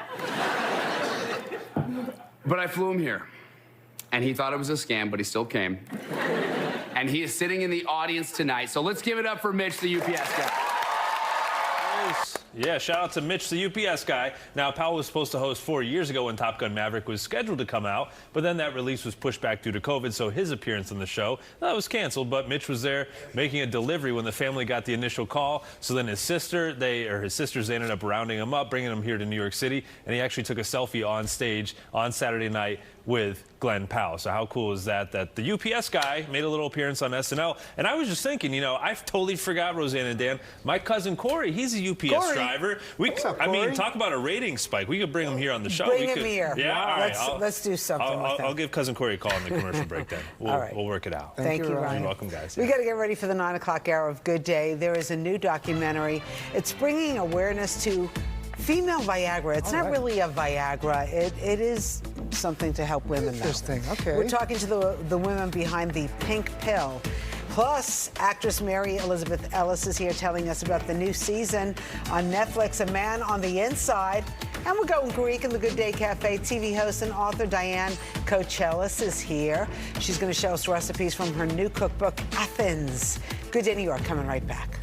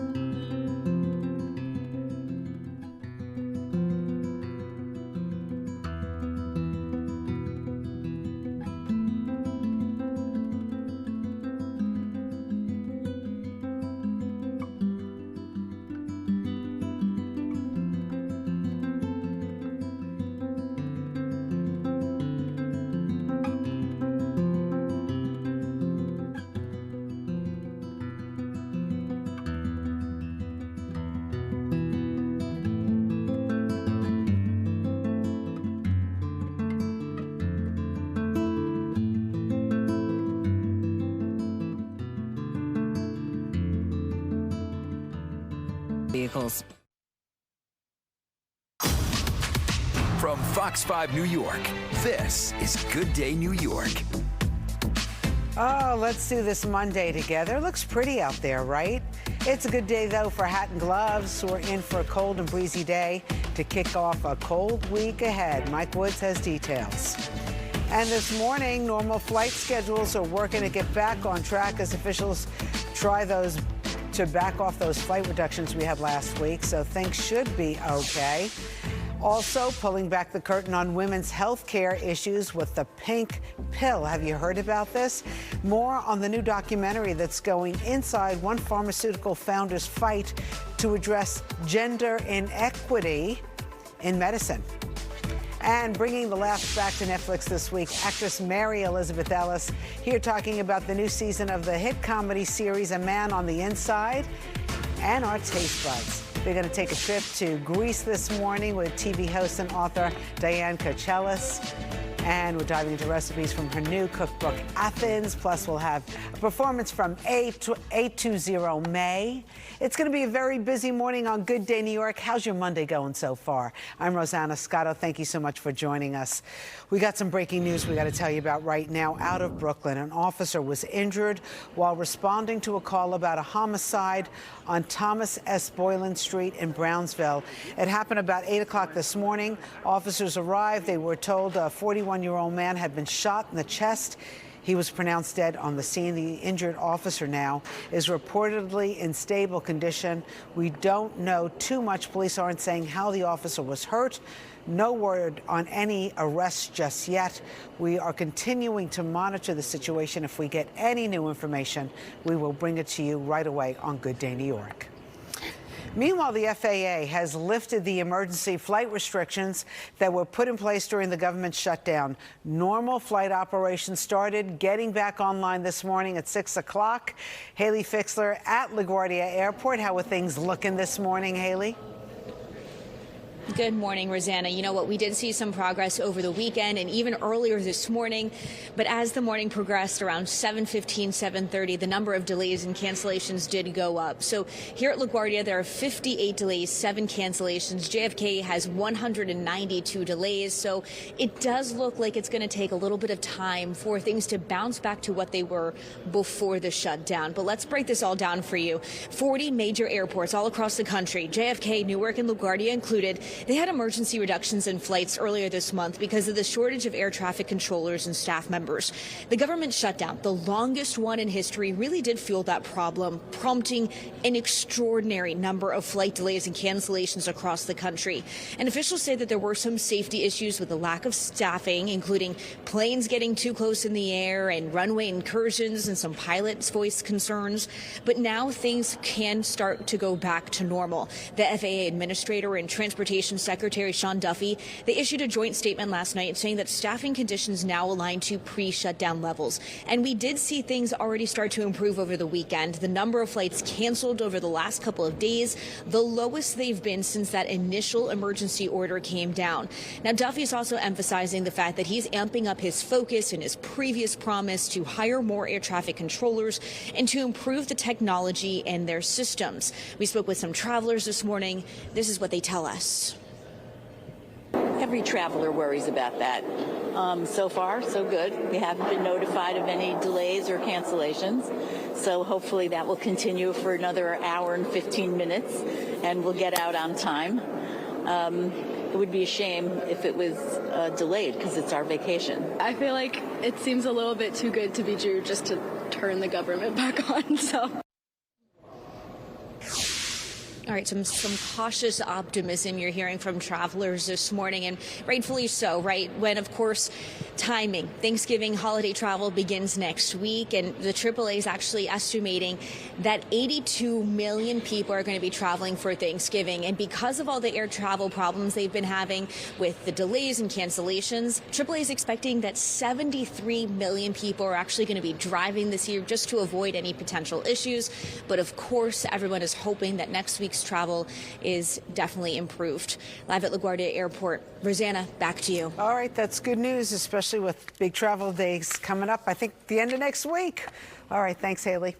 Meanwhile, a rookie New York Jets player in the hospital this morning after being shot in Midtown early Sunday morning. We're learning more on who the police are looking for right now. We got some new video. Briella Tomasetti has details this morning.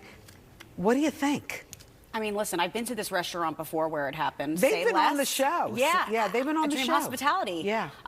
It's a popular restaurant. It's a crowded area, not far from Penn Station. I've been there. I mean, this is pretty wild to me. So we have a significant update this morning. Police are looking for a man wanted in connection with that shooting. We got to get right to this footage released by NYPD Crime Stoppers officials, sending out this short video clip and 2 photos showing the man running down the block with a black Jeep parked behind him.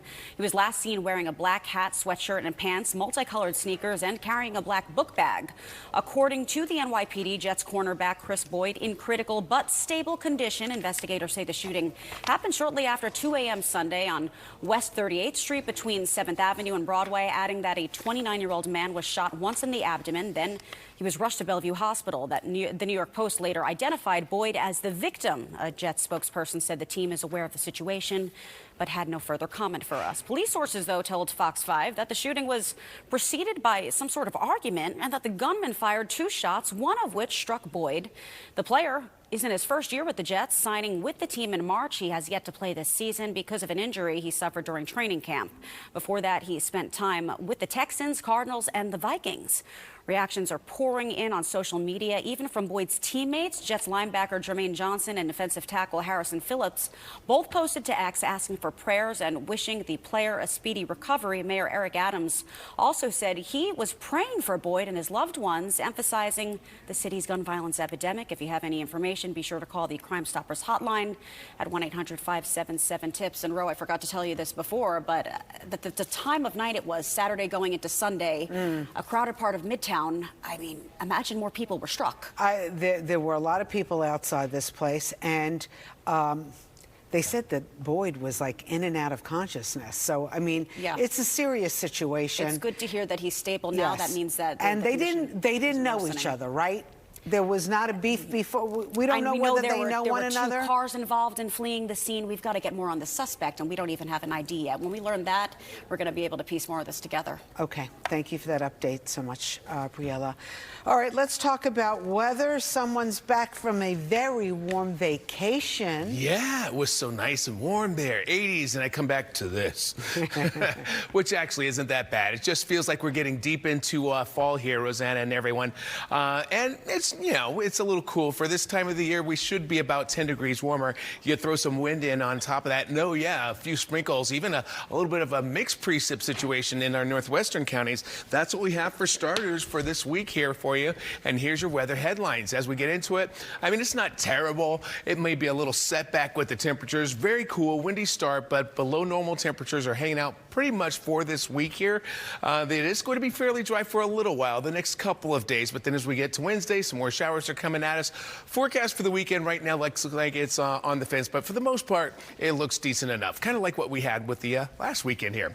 On the radar satellite here right now, I mean, it definitely shows up with that we have some snow showers coming into our northwestern counties. The thing is, the air's still pretty dry, and there's lighter snow showers that are showing up. So if anything makes it to the ground, it's perhaps a few wet snowflakes, and the temps are in a range such that it wouldn't be a big problem since our temps are in the 30s up there as well. So we've got 30 in Monticello. The air's fairly dry. 38 in Sussex as well as in Poughkeepsie.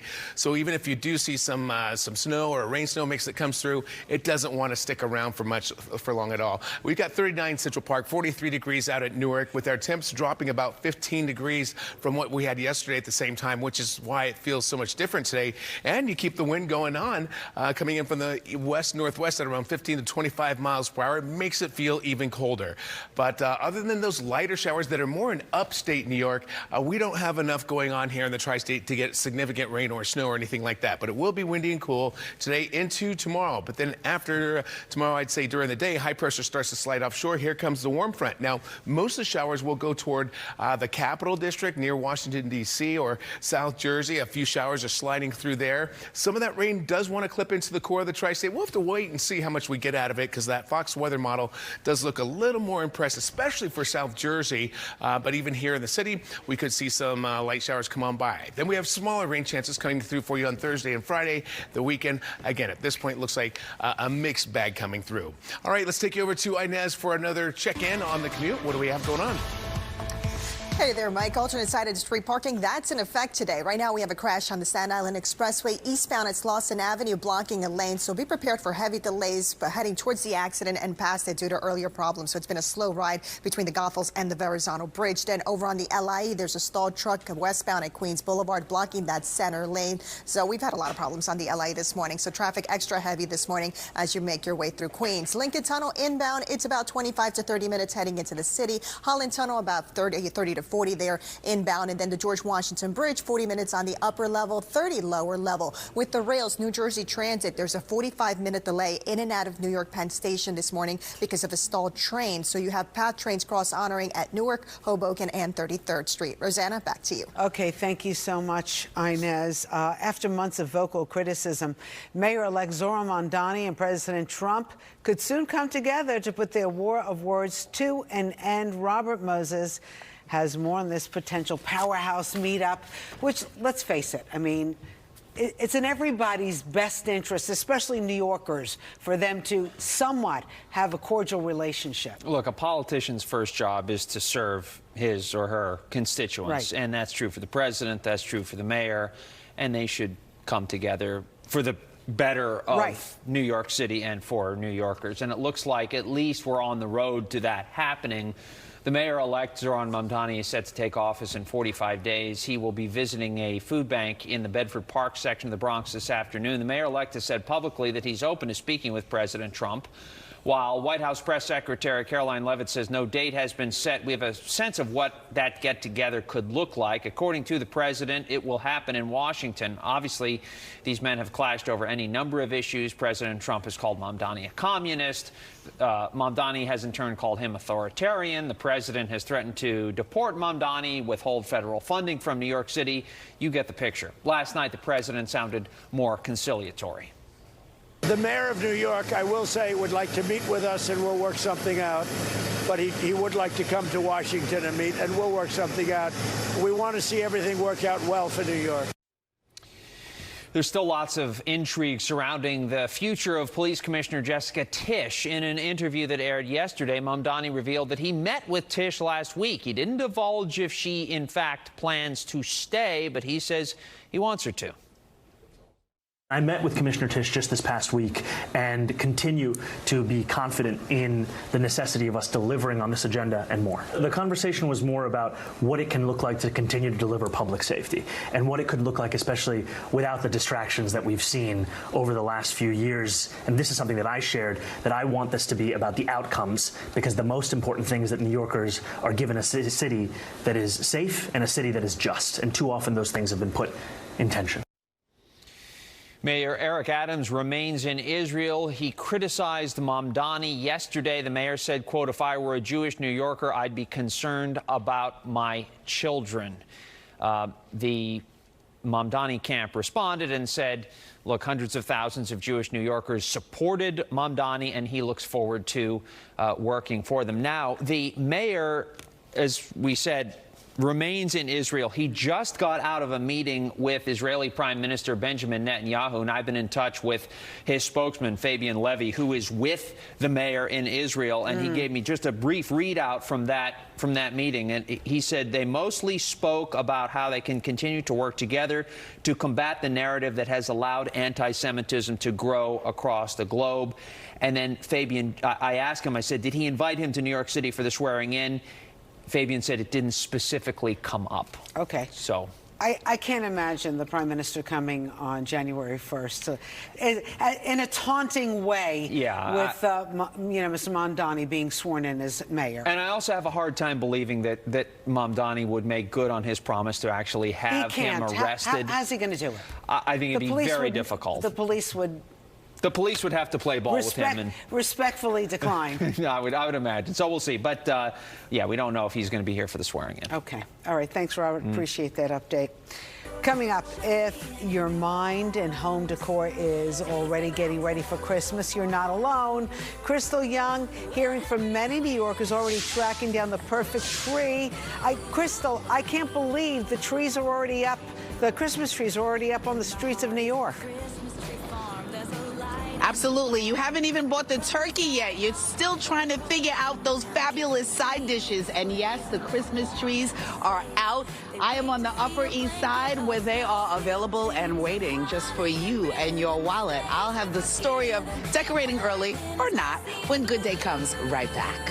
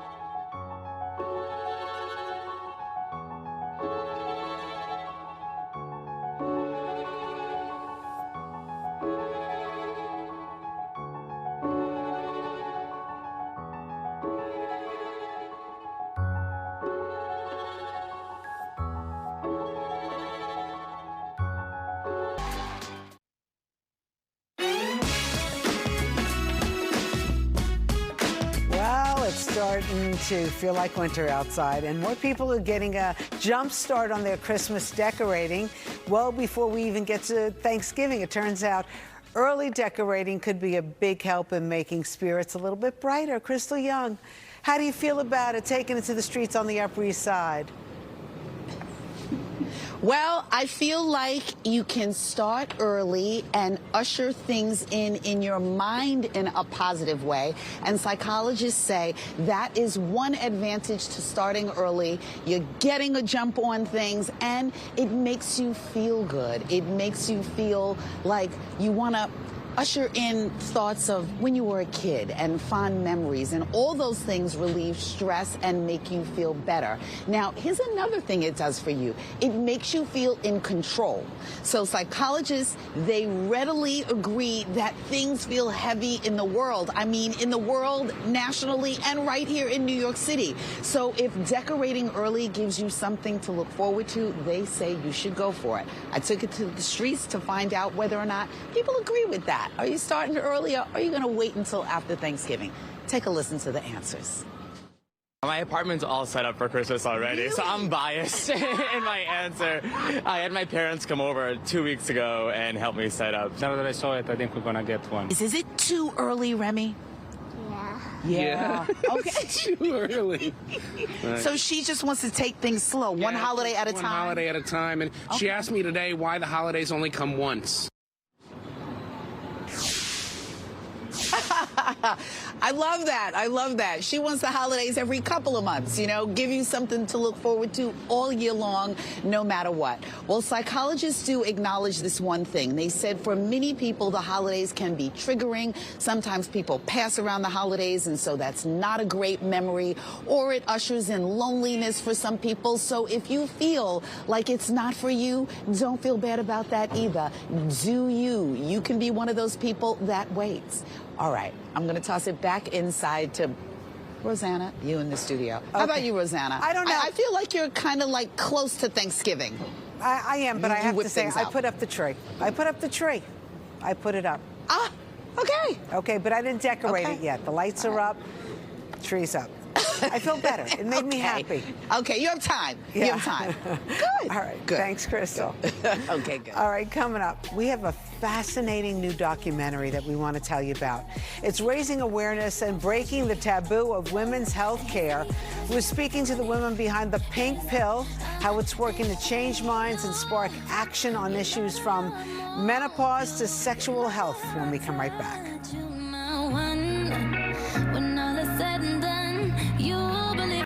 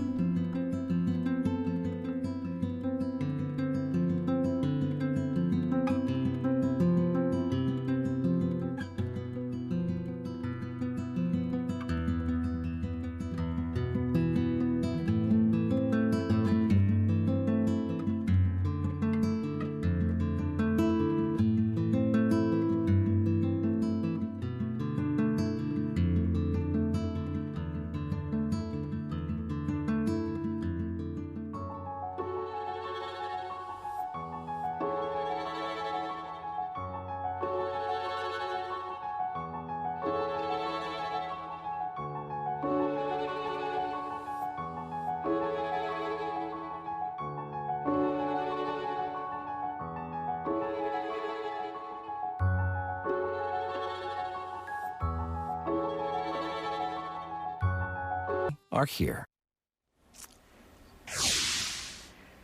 All right, let's talk health. Men's sexual health has long been a multi-billion-dollar industry, while women have had very limited access. There's a new documentary out.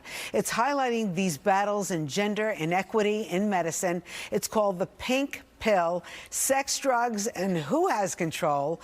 It follows Cindy Eckert's battle to win FDA approval for a drug that boosts women's sexual desires and more. Cindy Eckert is CEO and founder of Sprout Pharmaceuticals. She's joining us along with the film's director, Aisling Chin-Yi. Nice to have you both here. Thank you for having us. Well, we got the pink on I today. love it. Okay, so the little pink pill. First I was reading and then I thought it was like, oh, it's the female version version of Viagra. It's not. It's not. It's more than that, This Cindy. is our biggest sex organ. Yeah, we know, the brain.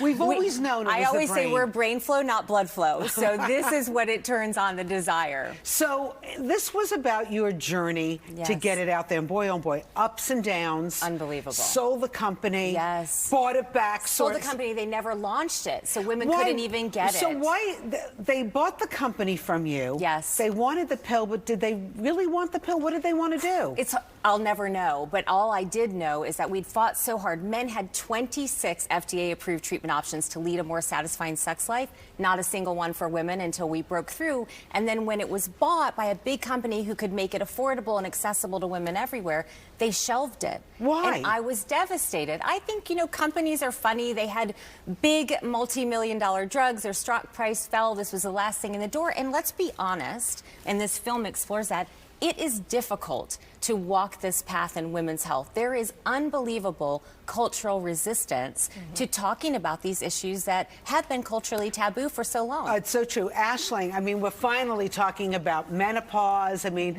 I think women were afraid to talk about it because it would be stigma in their bosses' eyes. Yeah. So how did the two of you decide to come together and join forces? Well, I feel like I found a little bit of a soul sister here. So I was actually approached by the film's producers, Every Woman's Studio and Catalyst, and they had heard about Cindy's story and this fight and approached me because some of my other work has dealt with women's issues, gender diverse folks.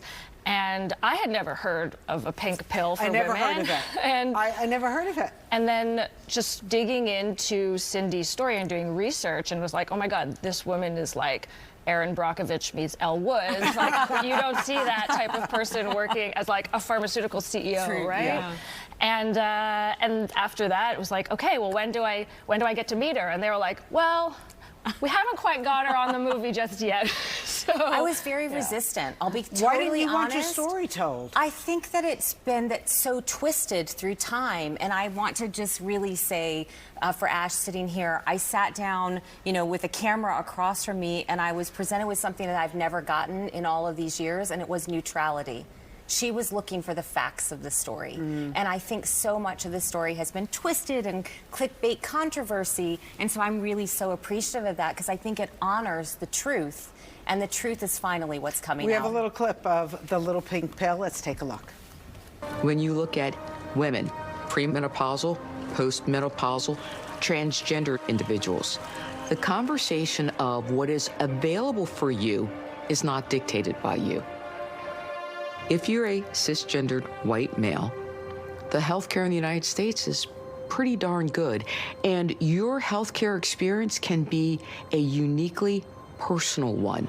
26-0. That represents how many drugs are available to treat male sexual dysfunction compared to those that treat women's. Okay, can we get this pink pill now? Is it available? You can. In any pharmacy across the country, any physician can prescribe it. You can get it even through telemedicine at addy.com. Is it affordable? Because I know you somewhat got the company back, yes, right? I did. Well, I fought the company that had bought it to get it back so that it would get to market and be launched. And if your insurance covers it, it's $40 for an entire year. You take it daily at bedtime, or we're fighting. Insurance doesn't always cover it, but they should. Just like they covered the erectile dysfunction drugs for men for years. So getting better every day. What's interesting is, like, I've done some things I was telling you for the Katz Women's Institute with Northwell Health, which is a women's part of the division of the hospital. Yeah.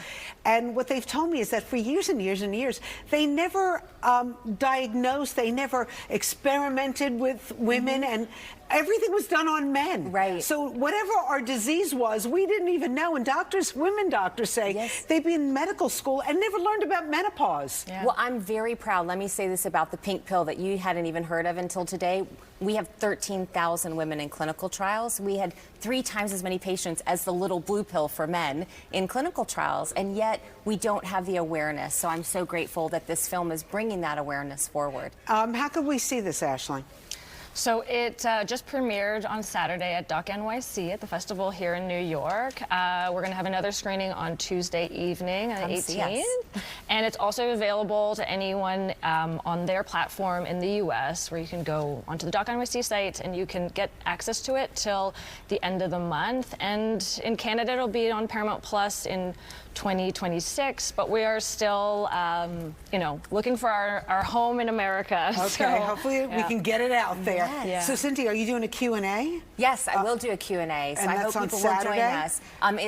It's tomorrow night. Yeah, tomorrow night. Tomorrow Tuesday, night. 18th. Come see us. Is there a place that they can go to get tickets, or? On the Doc NYC film site, and we're at the IFC, the Angelica Village East. Angelica, yeah. Wow, okay, look at you. Two dynamos. Come see us. Come ask questions. And by the way, great feature in the New York Times. Thank you. So congratulations. Thank you. And congratulations to all of us. Thank you. Finally, it's time for women. Okay. Thank you Cindy, for covering Ashlyn, this. thank you so much. Appreciate All the best to you. All right, when we come back, you know her best as the waitress in It's Always Sunny in Philadelphia, but Mary Elizabeth Ellis is here to tell us about her latest role. She's back again in the Netflix comedy series A Man on the Inside. Nice to see you. Happy to be here. All right, we'll talk when we come right back.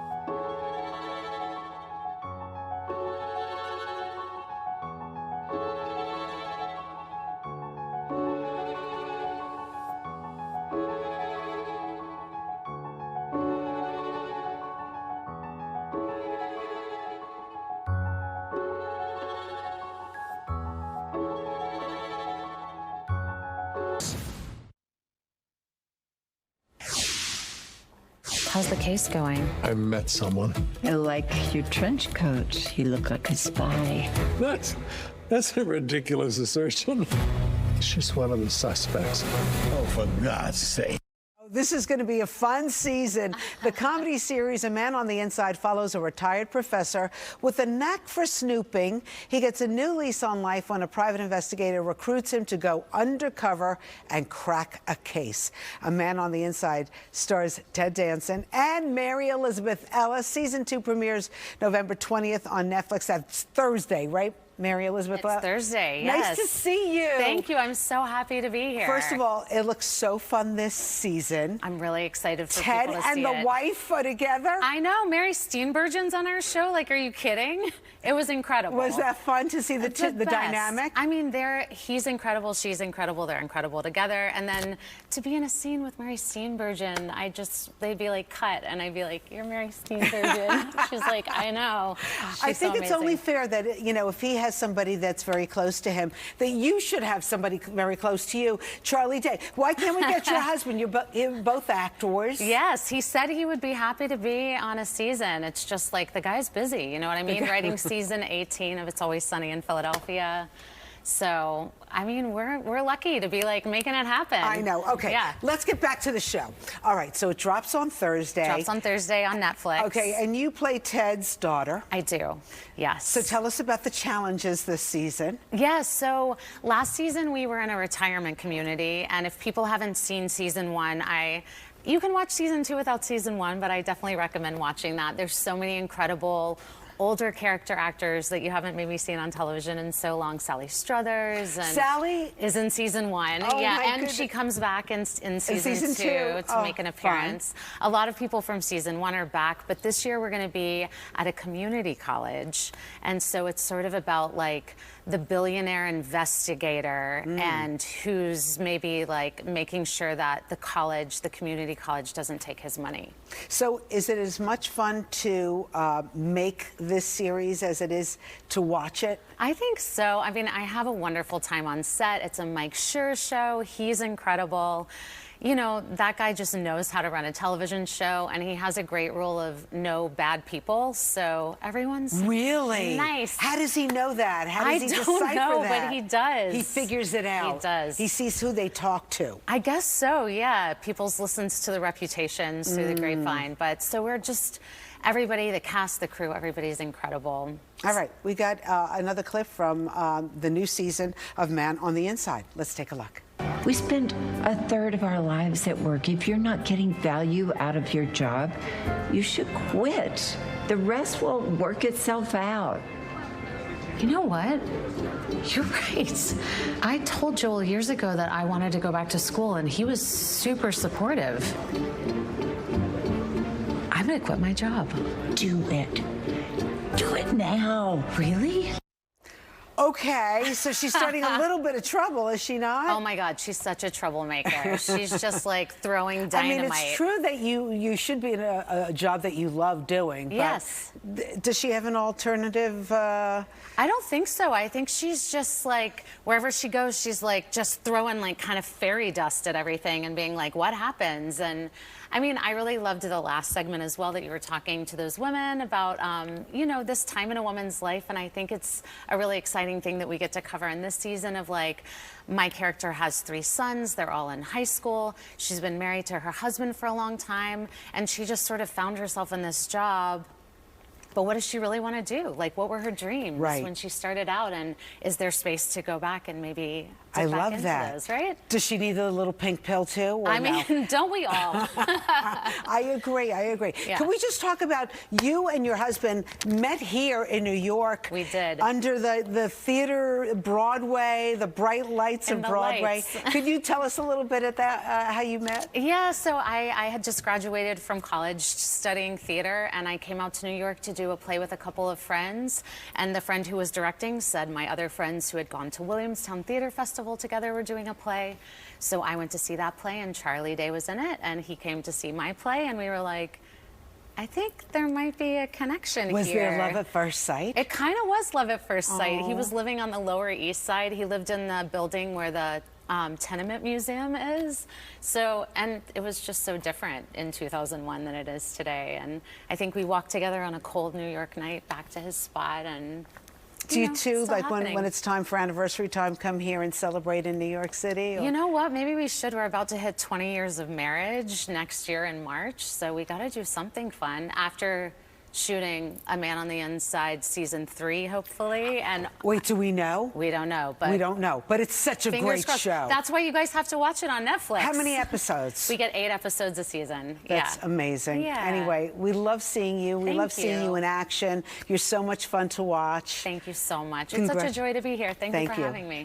The new season, A Man on the Inside, drops on Netflix on Thursday. On Thursday. Beautiful. Great Thank to see you, Mary Thank you. Elizabeth Ellis. Okay, when we come back, we're going to talk with the group A2O May. They are a global phenom. They're going to be performing for us the title track of their new project. It's called Paparazzi Arrive. Stick around for more of Good Day New York.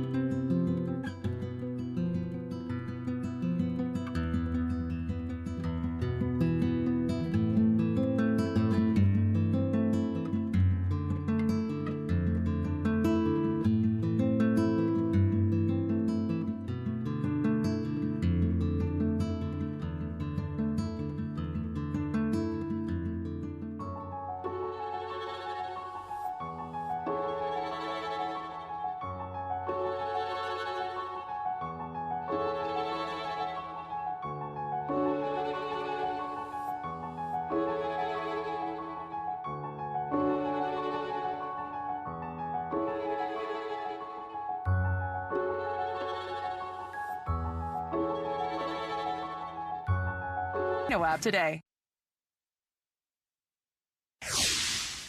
We love introducing you to new artists. Global girl group A2O May is a 5-member powerhouse who are winning fans all over the world. Their new project, Paparazzi Arrive, is out right now, and they're here to perform the lead single. Here's A2O May.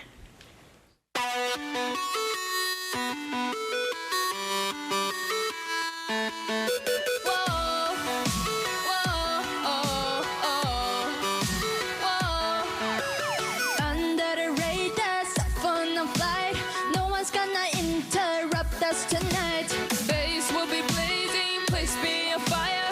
No one's getting out here alive. No, I won't be scared about the sound of sirens. I'm not gonna run, paparazzi.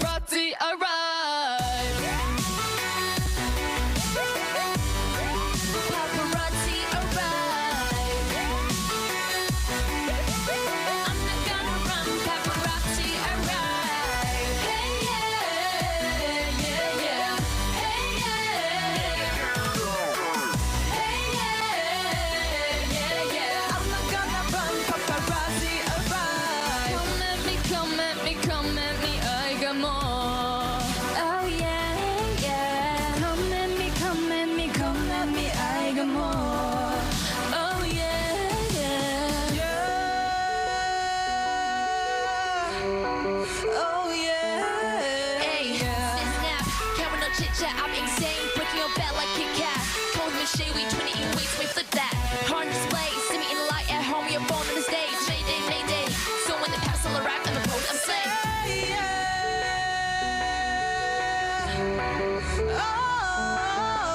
Neighbors complaining, try to shut us down. I'm not gonna run, paparazzi arrive.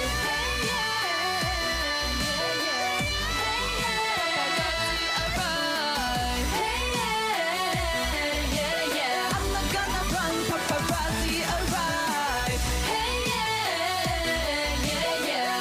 Hey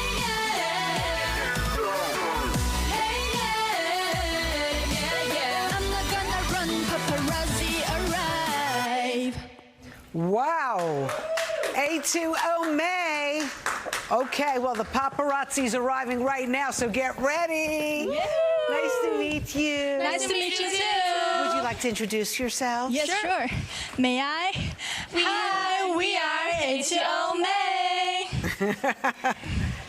Nice to see you. So welcome to New York. Thank First you. time in New York City? Yes. It's our first time. What have you done so far that you like?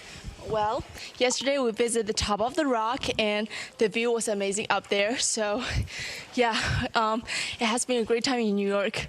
That's so nice. I'm sorry to talk to you while you just finished a very, very It's okay. athletic It's okay. song. It's This is so great. And congratulations, your songs are charting on the U.S. What is it, the first Chinese girl group? To reach the top 40. Yes. Look at that. I'm sure that must have been a feat. What was it like when you found out? Well, we are super excited and we are very grateful that we made this happen. And also our fans made it happen. So, yeah, we are very grateful. Do your fans have a name? Because I know sometimes there's, you have like little nicknames for your fans. Yes, our fans' official fans' name is Mania. Oh, of course. Yes. I should have thought about that. Tell me about the song, the Paparazzi song. What was the backstory on this? Oh, okay. First of all, Paparazzi Arrive is A2O May Hours' brand new debut album, and Paparazzi Arrive is the focus track in this album, and it showcasing the signature Zalpha pop. It was a fusion of Gen Z and Gen Alpha's energy. Beautiful. So what are you going to do while you're here in New York? Do you have any performances? Are you just going around meeting some of your fans? It's a short trip, but we have already done so far so many fun things. We've been to many other interviews, and we are very happy that we get to visit New York while doing all that. So, yeah, Okay. we are heading to LA soon. So. Beautiful. Are you kind of putting out into the atmosphere what you hope maybe one day perform at MSG, Madison Square Garden? Yeah, you see yourselves there? Yes. Oh, that's so amazing. Well, it's so nice to meet you all. Congratulations. Thank you. Welcome to New York. Thank you. A2O May, everybody. Good day. Coming right back. We know we can't change everything you don't like about shopping, but here at Stop and Shop, we're going all out to improve what we can. Thank you. We've seen you doing finger math in the store, but no more of that. You deserve a better way to save. Heck yeah, I do. With over 10,000 items always on sale, it's time we actually loved grocery shopping. Justin, when was the last time you went on break? I'm on break right now. With so many ways to save, good things are in store at Stop and Shop.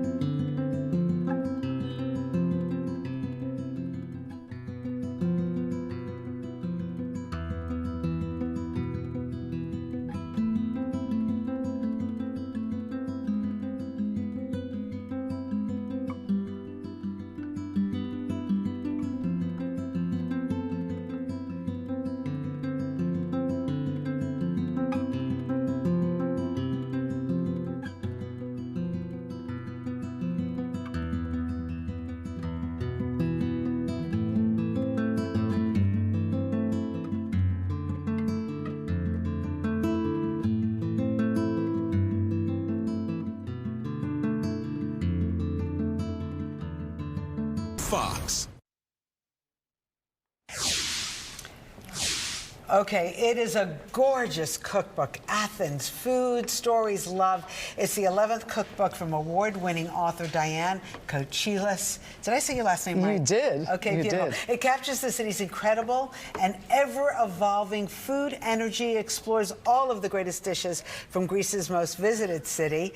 Diane is joining us in the Good Day Cafe with recipes from Athens. Nice to see you. Nice to see you too. Thank you for having me. Evkalisto. I'll bring out I'll bring out all the Greek words that Ernie Anastas taught me. So anyway, the book is gorgeous. I love the way that you've kind of chaptered everything with stories and recipes. Yeah, I'm a writer before anything else, so this book is, I think, it's a very writerly book. There are great recipes, of course, but there are a lot of great stories too. I love to tell stories. How did you get into the cooking aspect? I got into it totally by accident, serendipity.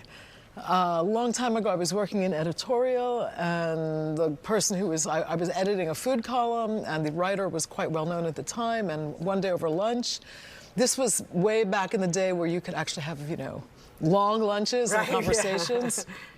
Yeah. And I said, you know, there hasn't been a Greek cookbook published in English in about 10 years. This was in the, I'm embarrassed to say, the 1980s. So he said, well, write a proposal and I'll introduce you to my agent. And that's what happened. So wow, isn't that beautiful? And look at you. You got a great show on PBS.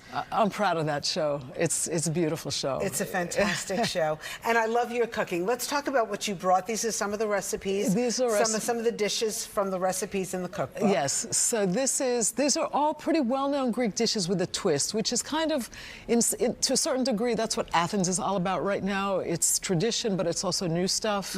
So this is a very classic Greek recipe. Well, I've got it right here. It's called fava, and it's a yellow split pea puree made with, you know, very simple ingredients. We've been cooking yellow split peas literally since the Bronze Age in Greece. Wow. They're totally timeless, and they're really good for you. But this is a little different because it has a little bit of red wine in it. Oh. And a little bit of oregano. Usually it's lemon juice and olive oil. Yeah. And onion and caper on the top, but chefs are experimenting, even with very traditional things. So, you know, I didn't want to go overboard. This is still recognizable as fava, but it's got a little bit of a twist. And these are what we call in Greek geftedes. And I'm sure you can say that. You geftedes. Okay, that's good. Close enough? That's pretty good. And there's a little hint of ouzo in there and a tomato sauce. So that's also kind of a dish I've been seeing in tavernas in Athens the last couple of years. And this is also very traditional. It's tzatziki, which is the yogurt cucumber dip, but love this. This version has either rainbow chard or Swiss chard, and I like to use the stems. It gives it a little bit of crunch. It also looks really pretty. It does. It looks great. It's nice to just kind of put out for your holiday celebrations and not worry about it. Yeah, it's super easy. And this, well, I asked friends of mine who are Greek American, what comes to mind when you think of sweets in Athens? And the first thing almost everyone said to me was galaktoboureko, which is that. That looks delicious. It's like a Greek cheesecake? No, it's not cheesecake. It's like a semolina custard. It's very, it's lemony and it's got eggs in it. It's delicious, and it's and it's obviously drizzled with, you know, honey or sugar syrup. So it's a very traditional Greek dessert. Okay, so I see you got something on the burner here. I do. I'm going to get a little bit of wine in here, and. So how long did you go to Athens for to figure out some of these recipes? I actually live in Athens. You do? I do. Full time? Pretty much full time. I'm a born and bred New Yorker by birth and temperament. I like to tell people. I like that. A Queens girl. Not Astoria, though.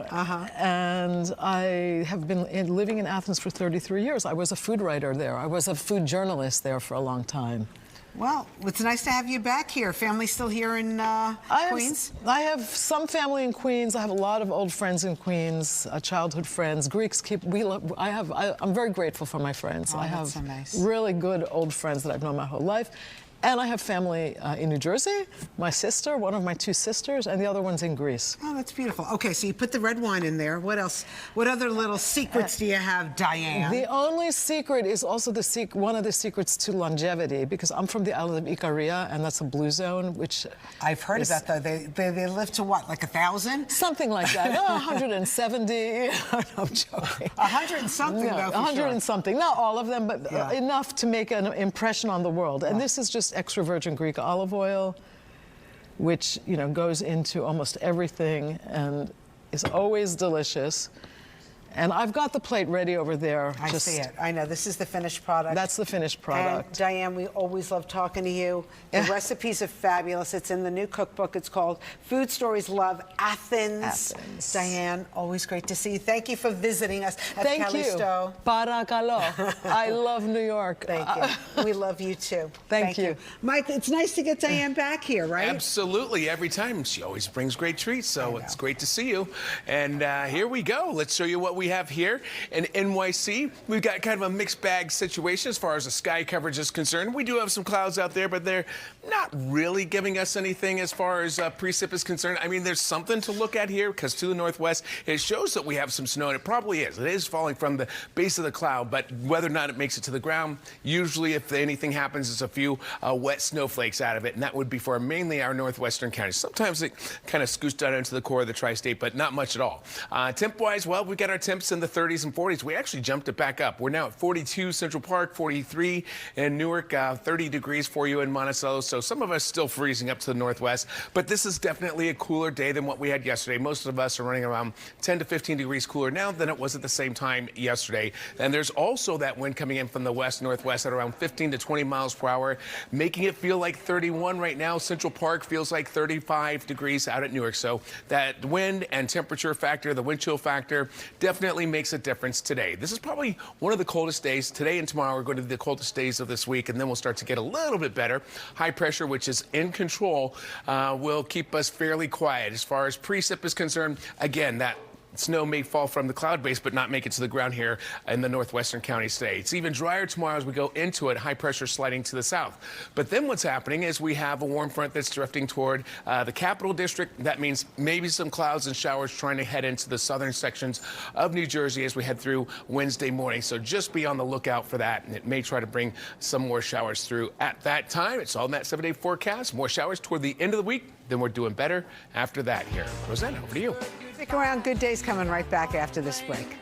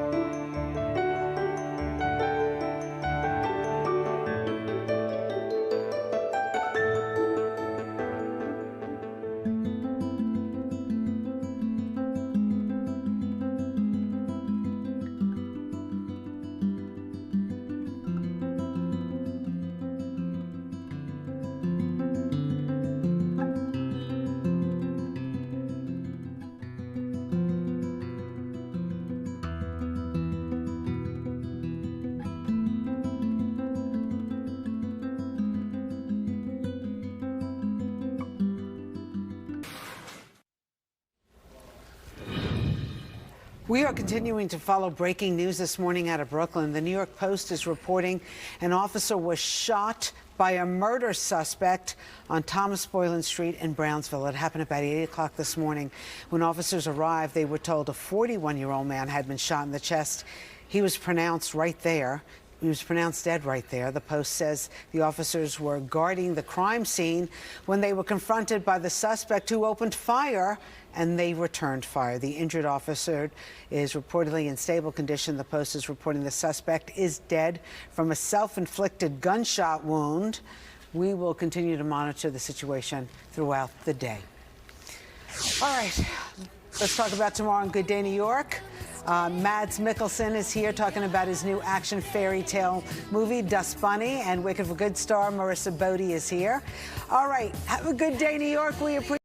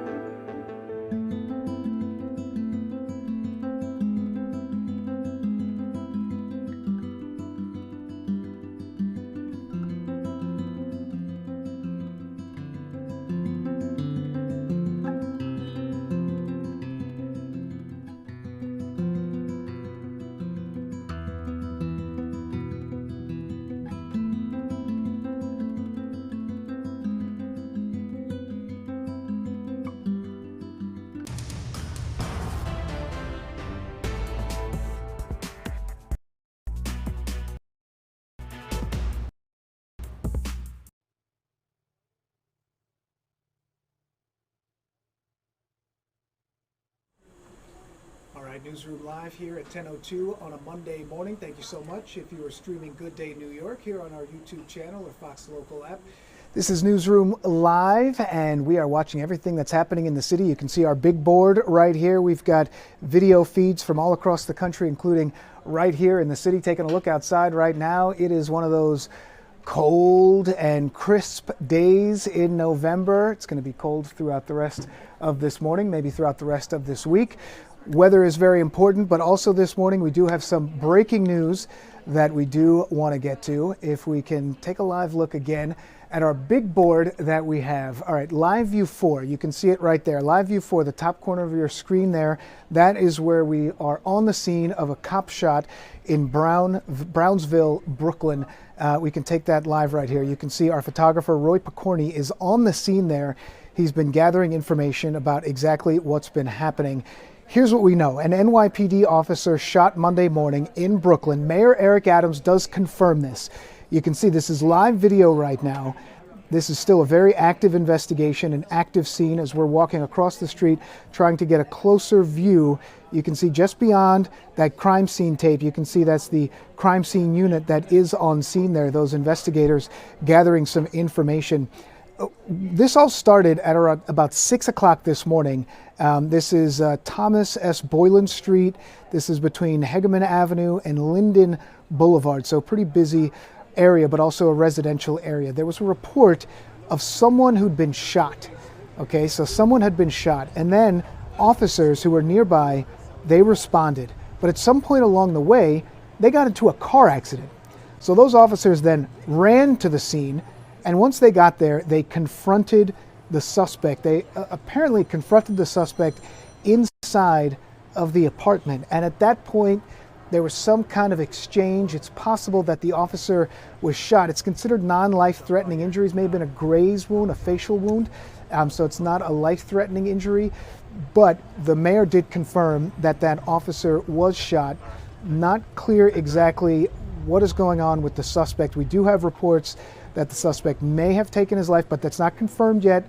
We're still waiting. We know the medical examiner's office is on the scene there, and typically when the medical examiner arrives, it's jumped to a more serious situation. The mayor did speak about this a little earlier.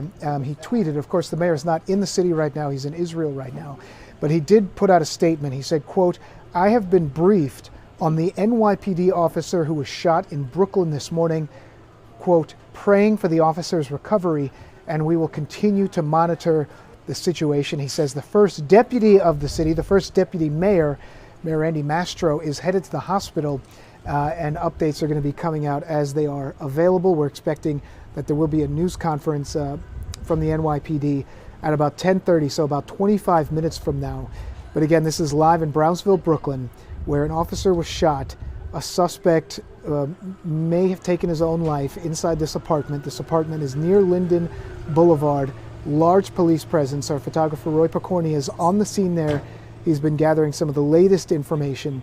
Still a very active situation, and when that news conference starts in about 25 minutes or so, we will bring it to you live. It's one of the things that we can do here at Newsroom Live, is when things happening, and they are happening live, we're able to bring them to you immediately as they're happening. And this is one of those situations where we're literally gathering news that will be in our broadcast later on this afternoon. But as he's gathering the news, as he's taking this video here, what may be evidence in the street of what actually happened, we can bring it to you live. So that's one of the major things that's happening in and around New York right now. Again, Brownsville, Brooklyn, where this officer has been shot. So we can come back out to the newsroom, and if we take a look at our big board again, if we go up to Live View 5, which is also in the top corner, Live View 5 is where in a few minutes the Essex County Prosecutor's Office is going to be giving an update. You can see some of the officials now filing in. That's Newark Mayor Ras Baraka in the city of Newark.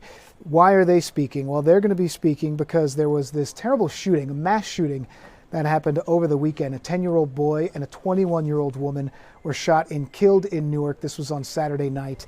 The shooting happened around 7 o'clock, Chancellor Avenue and Leslie Street.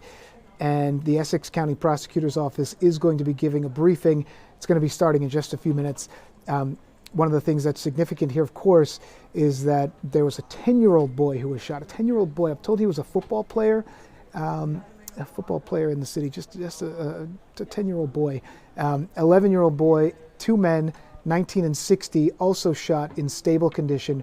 Investigators are still trying to figure out exactly who is responsible. We may be getting some new information here at this news conference. We can jump right in and hear what they're saying. Prosecutor's Office. Speaking today are Essex County Prosecutor Theodore N. Stevens II, Newark Public Safety Director Emmanuel Miranda Sr., Newark Mayor Ras Baraka, and Essex County Sheriff Amir Jones. Also on the podium today, First Assistant Prosecutor Alex Albu, ECPO Deputy Chief of Investigators Paolo De Sousa, ECPO Sergeant Rashad Johnson, Newark Police Chief Sharonda Morris, and the Essex County Sheriff. Prosecutor Stevens will speak now. Thank you. Good morning, and thank you for coming. This past weekend was a dark weekend in Essex County in general. There were numerous events that were notable. You may not know, but there was an officer in Livingston, Brian Baker, who committed suicide. So we keep his family and that department in mind and in our prayers. Also, as you do know, there was a 2-year-old who fell 20 stories from a building on Elizabeth Avenue in Newark. Also a tragedy, and we keep his family in mind as well. And third, there was a horrific shooting that occurred Saturday evening at approximately 7 p.m. in Newark. Police received a report of multiple shots fired in the area of the 300 block on Chancellor Avenue in Newark's South Ward. 5 individuals were struck, 2 were killed and pronounced at the scene. They are identified as a 10-year-old Jordan Garcia and 21-year-old Kaya May Scott. 3 other individuals were injured. There's an 11-year-old boy whose name is being withheld. He was the 10-year-old's brother, and he is in stable condition. There's a 19-year-old, Massey Rogers, who is in critical condition, and a 60-year-old, Shepard Miller, who is in stable condition. Those victims are all at University Hospital. Now, our investigators are still canvassing and reviewing all videos and looking for all evidence at the scene. As you can tell, this is an active and ongoing investigation, and one which is extremely critical in that particularly critical time right now. These type of serious events are always disturbing, but this shooting, you need to know, is against the trend of downward crime nationally, statewide, and especially here in Essex County, and particularly here in the city of Newark. The stats say that homicides have decreased from the year 2022, a total of 81, down to this year where at this point in November, there are 38 homicides. So if we extrapolate that out for the rest of the year, that's more than still a 50% decrease in terms of homicides in the city of Newark. And obviously, from a violent crime standpoint, that trend continues throughout as well. So this makes the events of this weekend particularly vexing and particularly difficult, and why we are not wasting or not withholding any resources. Everything is being utilized to try to get to the bottom of this as quickly as possible, bring these perpetrators to justice. And we're doing that, of course, as always, with our partners who work with us hand in hand. Representing the city of Newark, we have several individuals who are going to speak. You want the mayor's coming first, Carmen? Is that going to be the mayor speak? So at this point, I'd like to ask to come to the podium, Mayor of the city of Newark, Ras Baraka. Thank you, Prosecutor. As the prosecutor pointed out, it was a particularly difficult weekend for us here in the city of Newark. Very terrible and tragic. Spoke about the 2-year-old who actually lived around the corner from there, lost his life falling from a building. And the kind of mass shooting we just had this past evening. Unfortunately, I was at the hospital that evening, and I unfortunately, because of the level of sadness and grief, that the family showed at the hospital and everybody in the community was overwhelming. And then this morning, I just left Chancellor Avenue School with the Office of Violence Prevention and a couple of community groups. Just want to thank all of the community groups who showed up at Chancellor Avenue School, maybe 20 to 30 people in there helping console not just children but adults as well, and providing them social services at the same time. But watching kids come out of the classroom crying was very difficult for me. Very, very difficult as a father, as a man in this city, and very difficult as the mayor. As the prosecutor pointed out, we've been working tirelessly and endlessly to make sure violence is reduced in the city. But these incidents make it clear that there's a lot more work to be done. There are too many guns on the street. Folks have too much access to guns in our communities. And we absolutely positively have to do something about that, making sure guns are not in the hands of people who don't need them or shouldn't have them. And they should not proliferate our streets in a community where people get their hands on a gun like that. I want to end by telling the perpetrators that the best thing for them to do is to turn themselves in immediately. The entire community is on alert. All of our partners, from the federal partners to state to the city, local partners, are involved in this. All of our community groups and churches and religious institutions, all of our neighbors and family members who we've been talking to throughout the weekend, everybody is clear on what needs to happen, that these perpetrators need to turn themselves in immediately. Before the sun goes down tonight would be preferable that you turn yourselves in as soon as possible. There is nothing that you can say or do that would justify a 10-year-old losing their life. The mother, whose 2 of her sons were shot on that scene, by God's grace, one is still alive. and those doctors.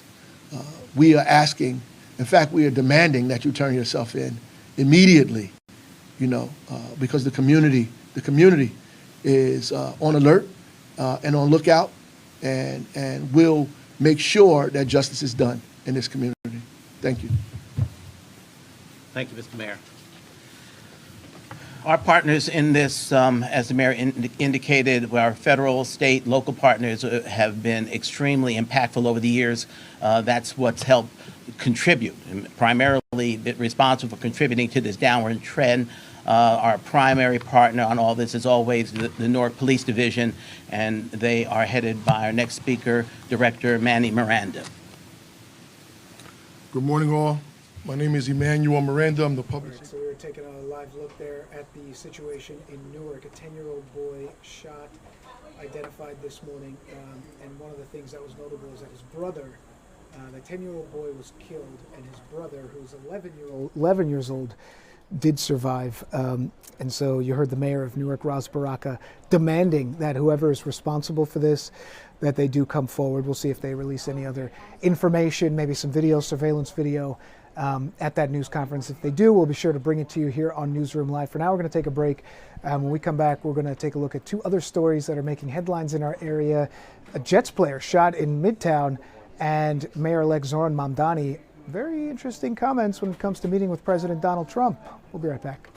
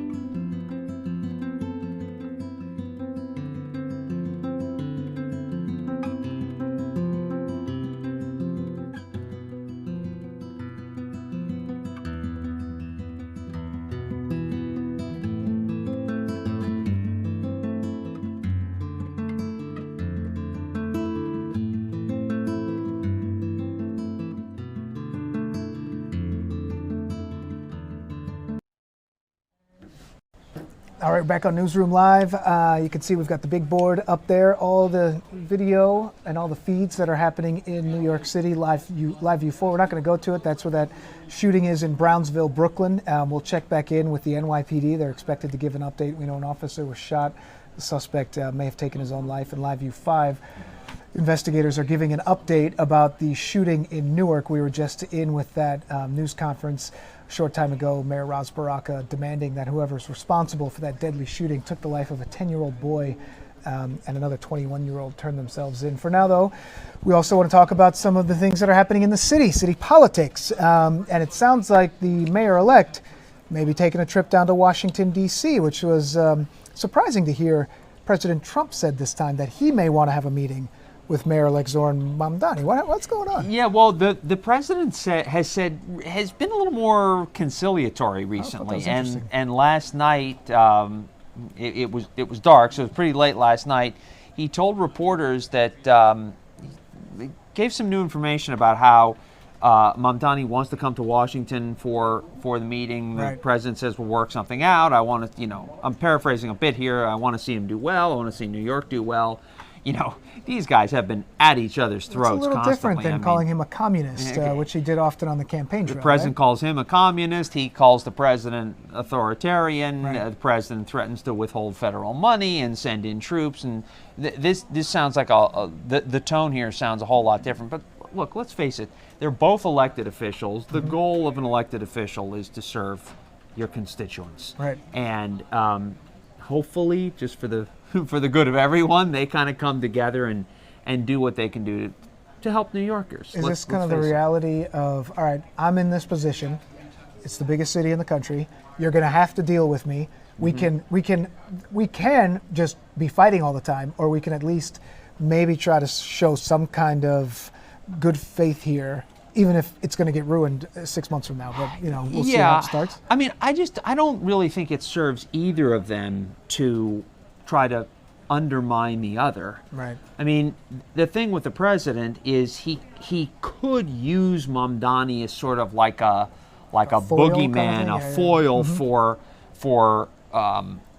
him, especially looking toward the midterm elections. It wasn't a great election season for Republicans. I mean, you had obviously Mamdani here and Cheryl in New Jersey and Virginia. So, I think there's one of two ways to look at it. You could say, he really could demonize Mamdani further to sort of further Republican political interest next year, or they could say, all right, let's bury the hatchets and let's see what we can get done here, at least initially. We heard from both of them this weekend, right? Do we have some sound from both of them, or we at least did? from one of them? Maybe let's maybe hear from the president about what this get together might look like. Okay.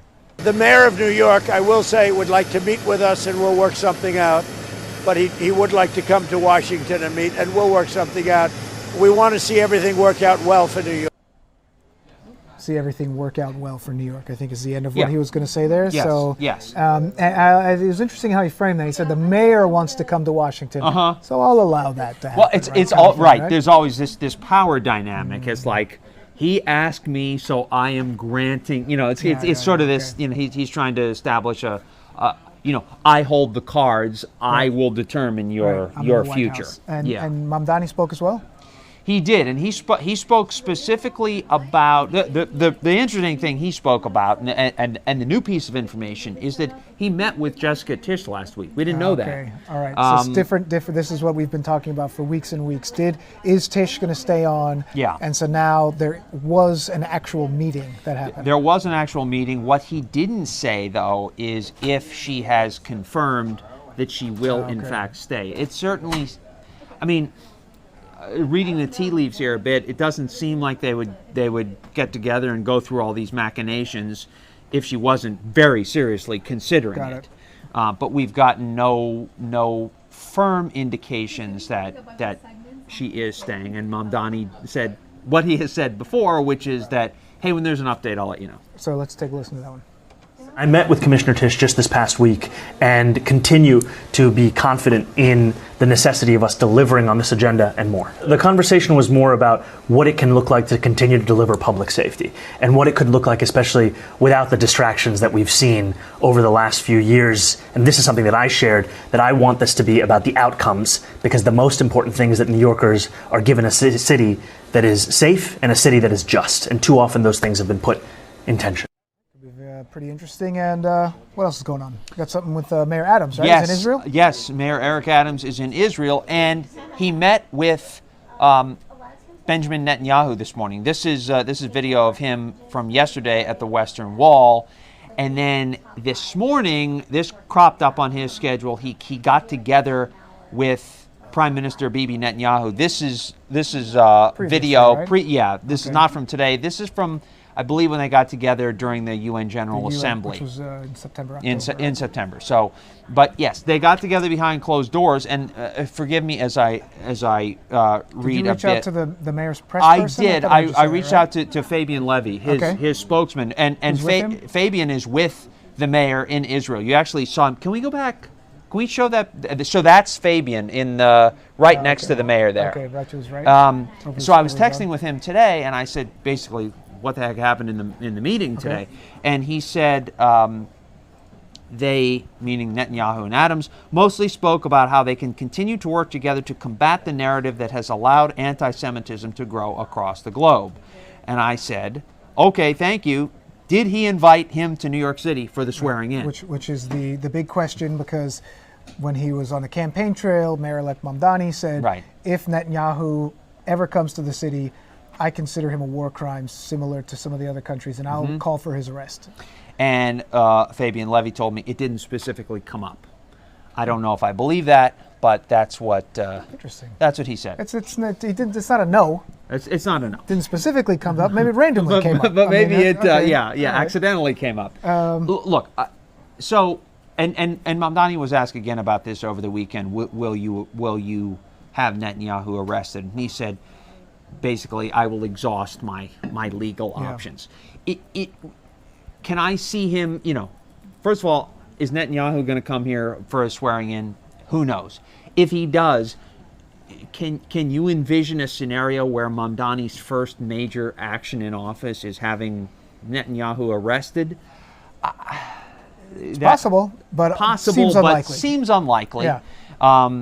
Especially since, at least if you look at public opinion polls, a lot of people are not in favor of the way Netanyahu has gone about the campaign in Gaza. Sure. So, all right. Well, that's we'll see if the mayor has something to say about that a little later on. Maybe he'll put out a statement or something. Obviously, there's the NYPD officer who was shot this morning, so the mayor did put out a statement about that. He's in Israel, so he wasn't able to. Mamdani also put out a statement. Did we talk about that yet? No. So just recapping just quickly, and I think, Alex, we could probably go to that shot, Live View 4. This is in Brownsville, Brooklyn. So we're taking a break from the city politics. We're talking about crime in the city. And this happened at about 6 o'clock this morning. It all started. There was an individual who was shot. The NYPD responds. On the way there, the officers get into a car accident. They run to the scene. They confront this suspect. There's some kind of exchange, potentially of an officer may have been grazed, sort of a facial wound, non-life-threatening. And then we're not sure if the suspect took his own life. It's possible. We're still waiting for confirmation about that. NYPD is supposed to give an update maybe in a half an hour or so.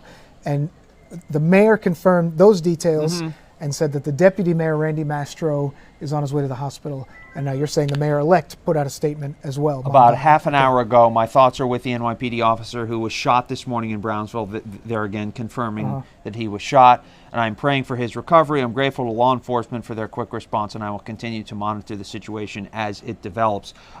Just one thing to point out about this statement, I think that's noteworthy, is that Mamdani has had a bit of a strained relationship with city police officers. That would be an understatement, I think. Oh, yeah. And so the promptness of that statement is kind of noteworthy to me, especially trying to sow the seeds of collaboration, conciliation, whatever word you want to use before he takes office. And he has tried to do plenty of damage control with NYPD officers, given some of the comments he's made in the past to defund the police and NYPD officers. He never are racist. deleted any of those tweets from the past, sort of knew that they would come out, had to live with them, responded to them. It's different. The statements you make, during 2020, the height of the George Floyd protests, you're running for mayor, and now that you are mayor and you have a situation like that, and God forbid there potentially could be, certainly during his time as mayor, and he'll have to stand there with the NYPD and the police union and things along those lines when there are situations like this. So you can see, yes, for sure, trying to get out ahead of it. And doubling back to the whole Tisch thing, I think that's another benefit to him keeping Tisch, is that it gives him a little bit more street cred, for lack of a better term, with the rank and file, because it shows that he's serious about the crime reduction that she has overseen. Oh yeah. Her rooting out the corruption that we saw in the police department, that he wants to continue that. And so I think that would be beneficial to him politically, at least to get started. Yeah. Okay, maybe she doesn't stay for his entire term, but at least to kind of get him out of the gate here on a good note with the rank and file officers. And often the police commissioners don't necessarily stay for all 4 years. Right. You're right. All right, Robert, I'm glad you were here. You had that update from Mayor-elect Zoran Mondani, everything that's happening with city politics. I think we should take a break. It's about 10:30. When we come back, I think we're going to talk to Mike, and then we're going to talk to Briella. Briella's got the latest on the shooting in Midtown with a New York Jets player. But of course, Mike is talking about the weather affects everybody. It's a cold one out there. Take a quick break. We'll be right back.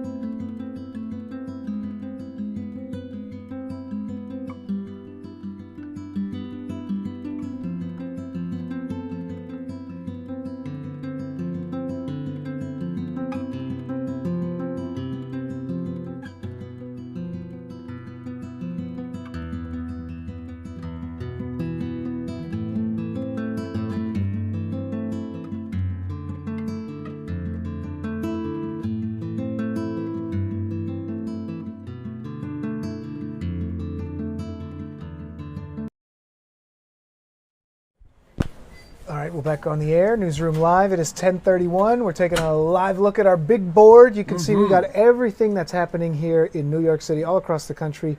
Mike is here. Mike, you can, we can see the camera behind us. All right, what's going on? I was going to ask you which camera you wanted to take a look at. Okay, we got it. We got it right here. So this is obviously a live look, Lower Manhattan. Yep. And it is one of those days where I walked out. I don't think I was prepared. It was I was a little chilly, colder right, than I this thought it was morning? going to be. Yeah, I went back inside to get my gloves. I got my gloves as well this morning, see, too, because I usually make fun of the person who was the first one to pull out the gloves. Yeah. I was afraid I was going to be that one today. Not everybody had them. You kind of needed it. You had it. Yeah, because we were down to like 37 degrees here this morning, and on top 37. of that, it was windy. Yeah, so we've got the graphics running 37, the forecast high for the afternoon, right around 44, 45 degrees. What's going on is we have kind of an interesting situation. See that upper level low that's up over the Canadian Maritimes there? Is that the blue? That's The little blue we're seeing on the map? Counterclockwise churn up over Canada near Maine and Nova Scotia. That's what's driving it all. And the blue, what you're seeing there on the radar satellite, that's actually snow. Now here's the deal. Is it snowing? Really? Wow. Exactly. But we do have snow falling, but it's only falling from the cloud base there and not making it down to the ground. So that because the means air that is dry. it's falling, but it's not actually going to. We're not going to see it. It's not making it down to the ground. Every once in a A while, you rip-off. get like a wet snowflake. I Okay. know. If it's going to snow, let's go. But yeah, in this situation, no, because the air is so dry, probably should be talking about dew points more so, because when the dew points, it gives you a good indication. But I think that whole dew point conversation goes over folks' heads. But the dew point is so low that, yeah, any precip that falls means that it pretty much gets absorbed into the atmosphere, kind of soaked up, so to speak. You know, I was out there yesterday. Yep. And it was like one of those kind of nights where it was cold. Yeah. The wind was blowing so hard. It was the wind. Any leaves left on the trees That's it. were coming down. Exactly. The deer are out on the streets in the suburbs because I don't know what's going on. They're about to go to the hibernation. It was like, what is going on out here? There was this wind. It was a crazy night driving around in my neighborhood. Stuff blowing around. Stuff like blowing crazy. around, and there's dodging. The Wizard of Oz was happening. It was like that. But those gusts, they look pretty strong. I mean, Yeah. that's a serious situation. Yesterday, I saw wind gusts up to 45, 55, 60, close to 60 miles per hour yesterday. We did have a wind advisory in effect for parts of the tri-state yesterday as well, and I think that went until 1 a.m.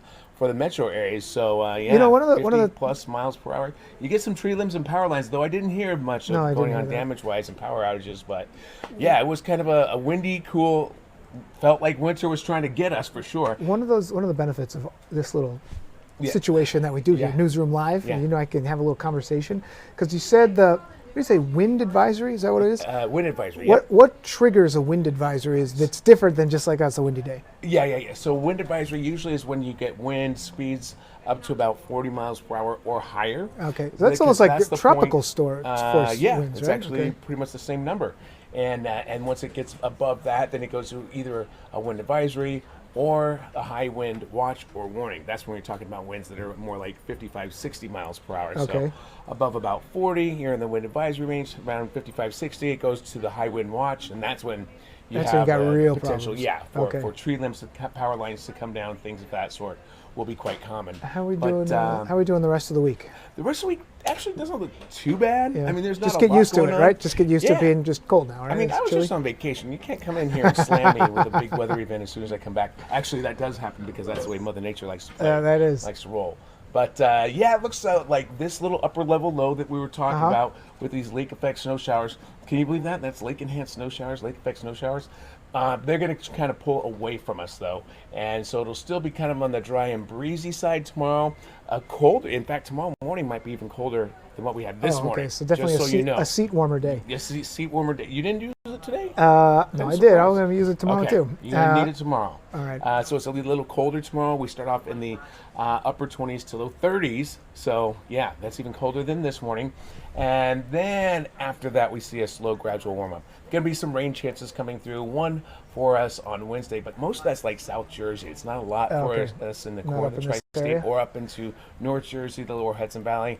Not much going on there. But it's a fairly quiet week. The rain showers that we're expecting are on the smaller side, so it's no major storms coming through. Okay. Sounds like we're going to be all right. Yeah, we got a pretty good week. And All like right. I said, coming back from vacation, I don't want to, get beat up by Mother Nature right from the jump. All right, Mike. Thank you so much. How was your vacation? I had Where'd a you great go? time. I went to Puerto Rico. Puerto Rico. I needed some warm weather, and Yeah, I got it. Did you? Got a No, lot no. of it. Like sometimes you go on a trip like that, and you're like, it rained the whole time, but you got sunshine and we beauty. did. I mean, it did rain from time to time. They get some tropical. It felt like straight up monsoon at times, Like a little But Florida situation. I liked it though. Yeah. It came, it did its thing, and it got out of there.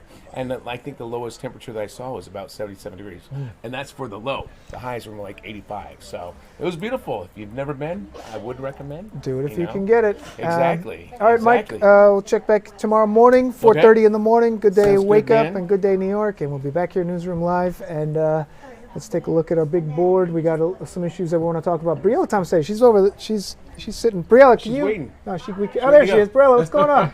She's over our shoulder. Wave. There you There go. she Come is, on there in. she is. All right. on in. We'll We're be ready talking for to you. Briella when we come right back.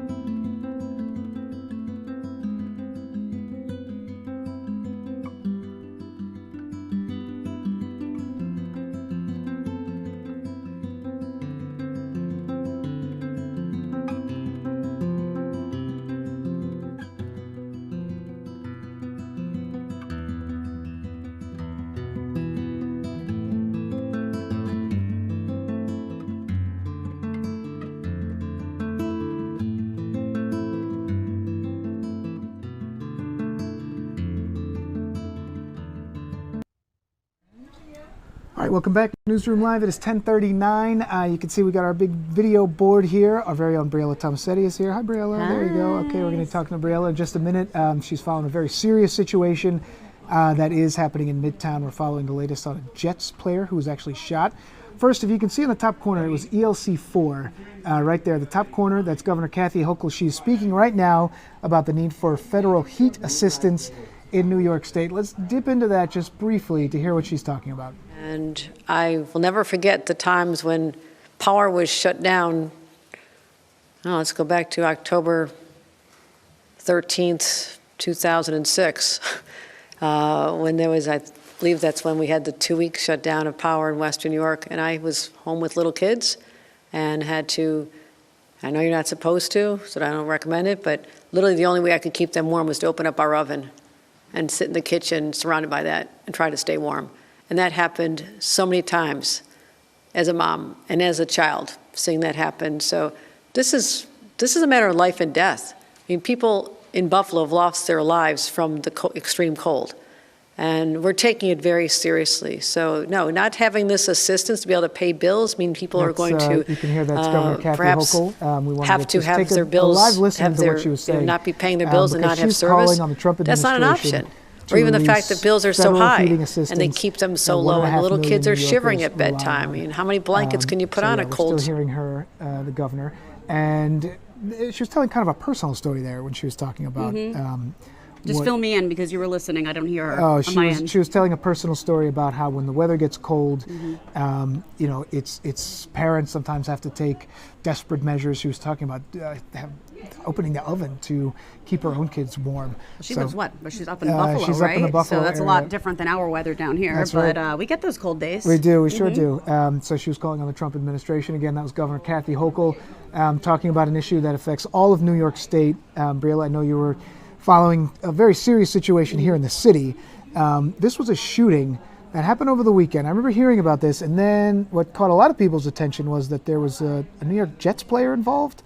What's going on with the shooting in Midtown? Yeah, so that's the cornerback, right? Chris Boyd, 29 years old. Okay. Yeah, so, and he, I think, recently just started with the Jets. He was signed in March. I'm not a sports expert, but, you know, of course, I'm reporting on this. I got to know what's going on. So this is video from the scene we're looking at. Okay.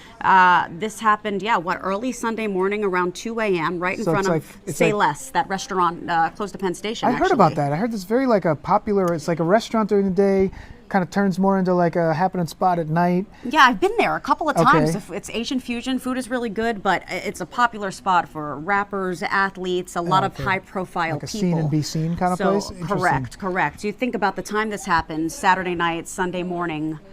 I mean, 2 shots fired, we're hearing from sources. One of them struck the athlete, but a lot of people were probably out walking around. This is a part of Manhattan. There are a lot of nightclubs and restaurants that are open late.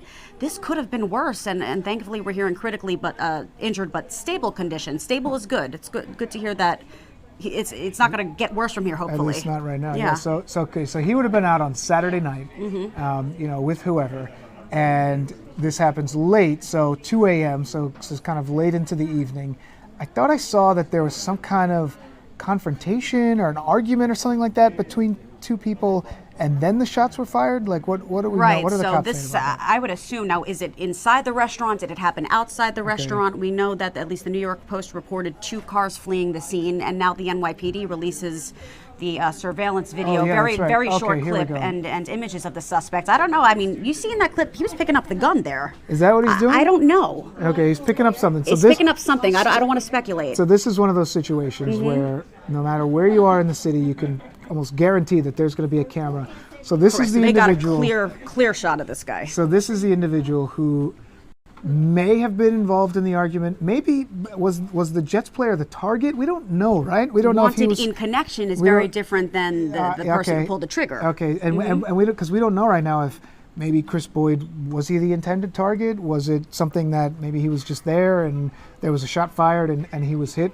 But we do know that this is the person that they're looking for, and so right now they don't have any more specific information about a name or where this person might be.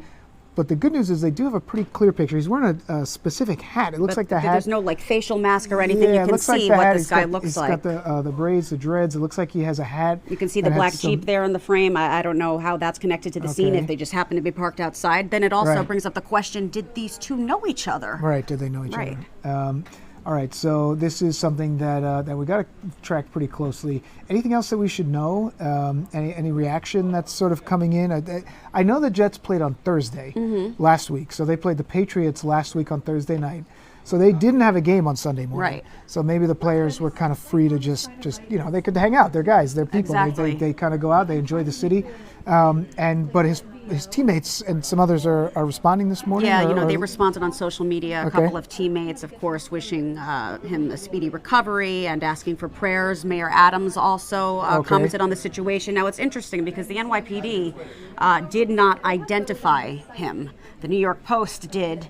And then we reached out to the Jets, and then the team said, we're aware of the situation involving this player. So you put two and two together. They're basically admitting, or identifying him through his comment to us. Right. But listen, he's in the hospital. I heard the other night he was clinging to life. Hopefully the situation has improved Because you're shot in the stomach. You shot in the stomach? The abdomen. So I guess that can be anywhere area. in this area. Okay, so he was in critical condition, stable condition, which means he's got a long way to go. Right, and 2 shots fired. One of them didn't hit anyone, maybe a wall or the pavement or something. The other one, that is the shot that struck him, and that it could have really, if there were more shots fired, could have had people, unintended targets being hit. Again, we don't know if he was intended or if this was random. Okay. All right, Brayla, thank you very much. It is 10:46. We can go to our big board shot just real quick, Alex, if we can. So you can see in that top corner, that's Live View 4. That is our top story this morning. This is an ongoing situation, a shooting in Brooklyn where an NYPD officer was grazed. And we're expecting a news conference to start maybe in the next 15 minutes. When it happens, we'll bring it to you live. But for now, we're just going to take a quick break.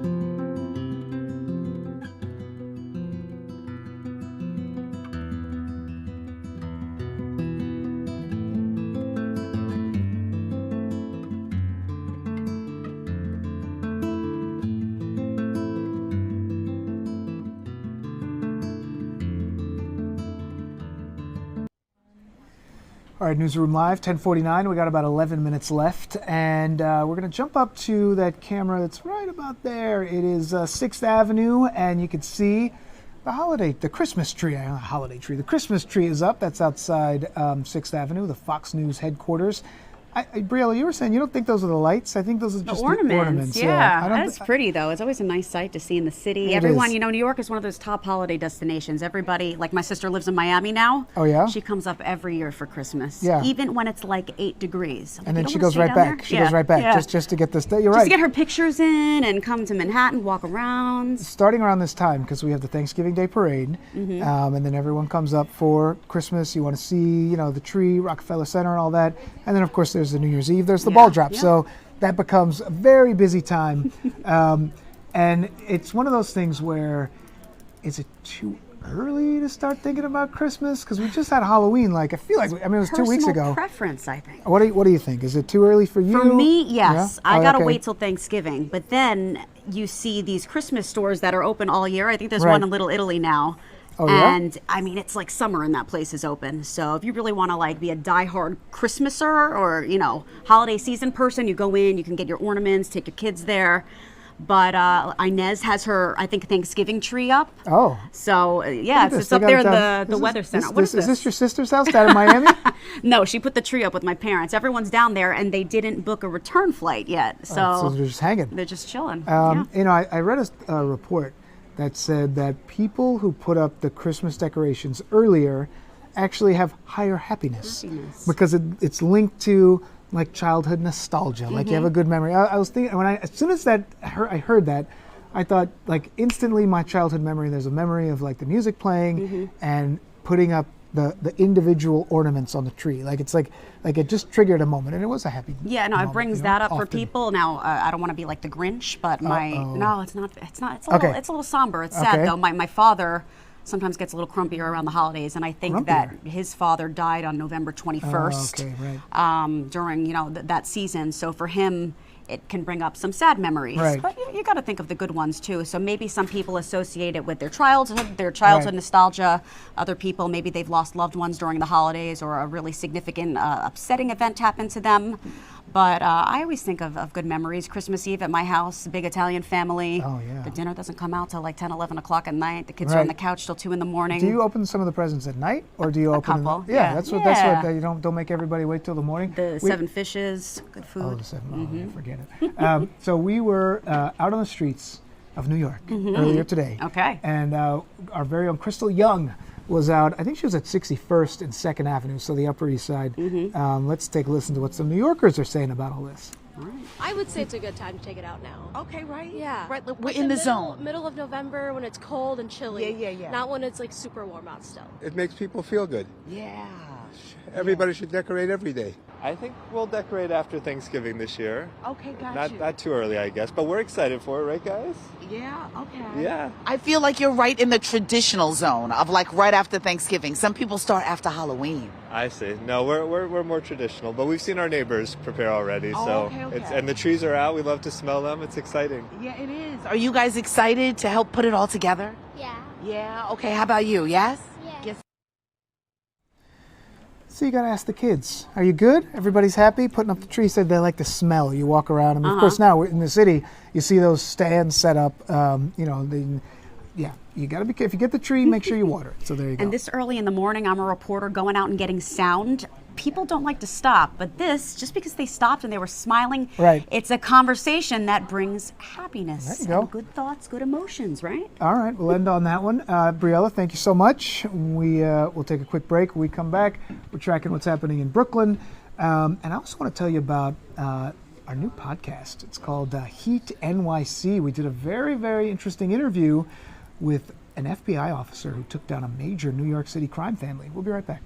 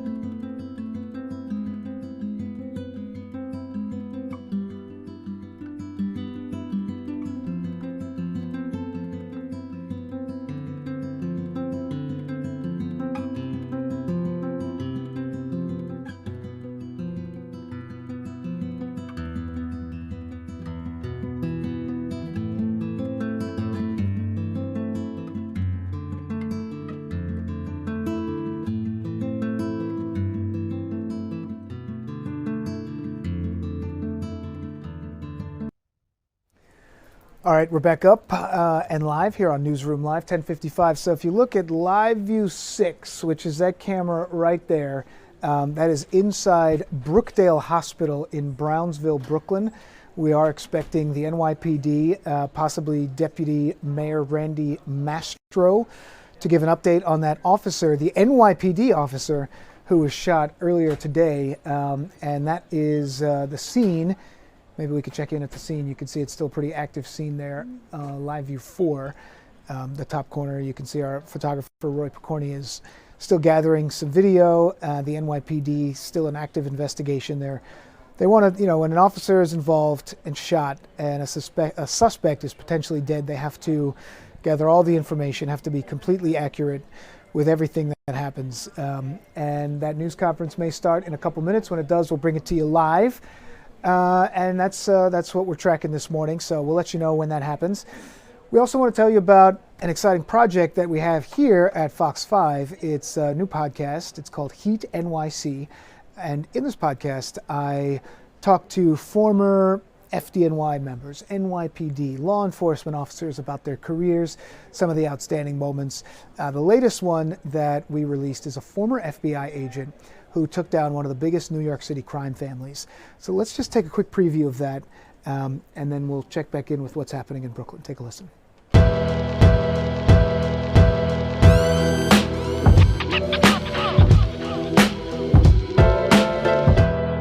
He wasn't supposed to survive.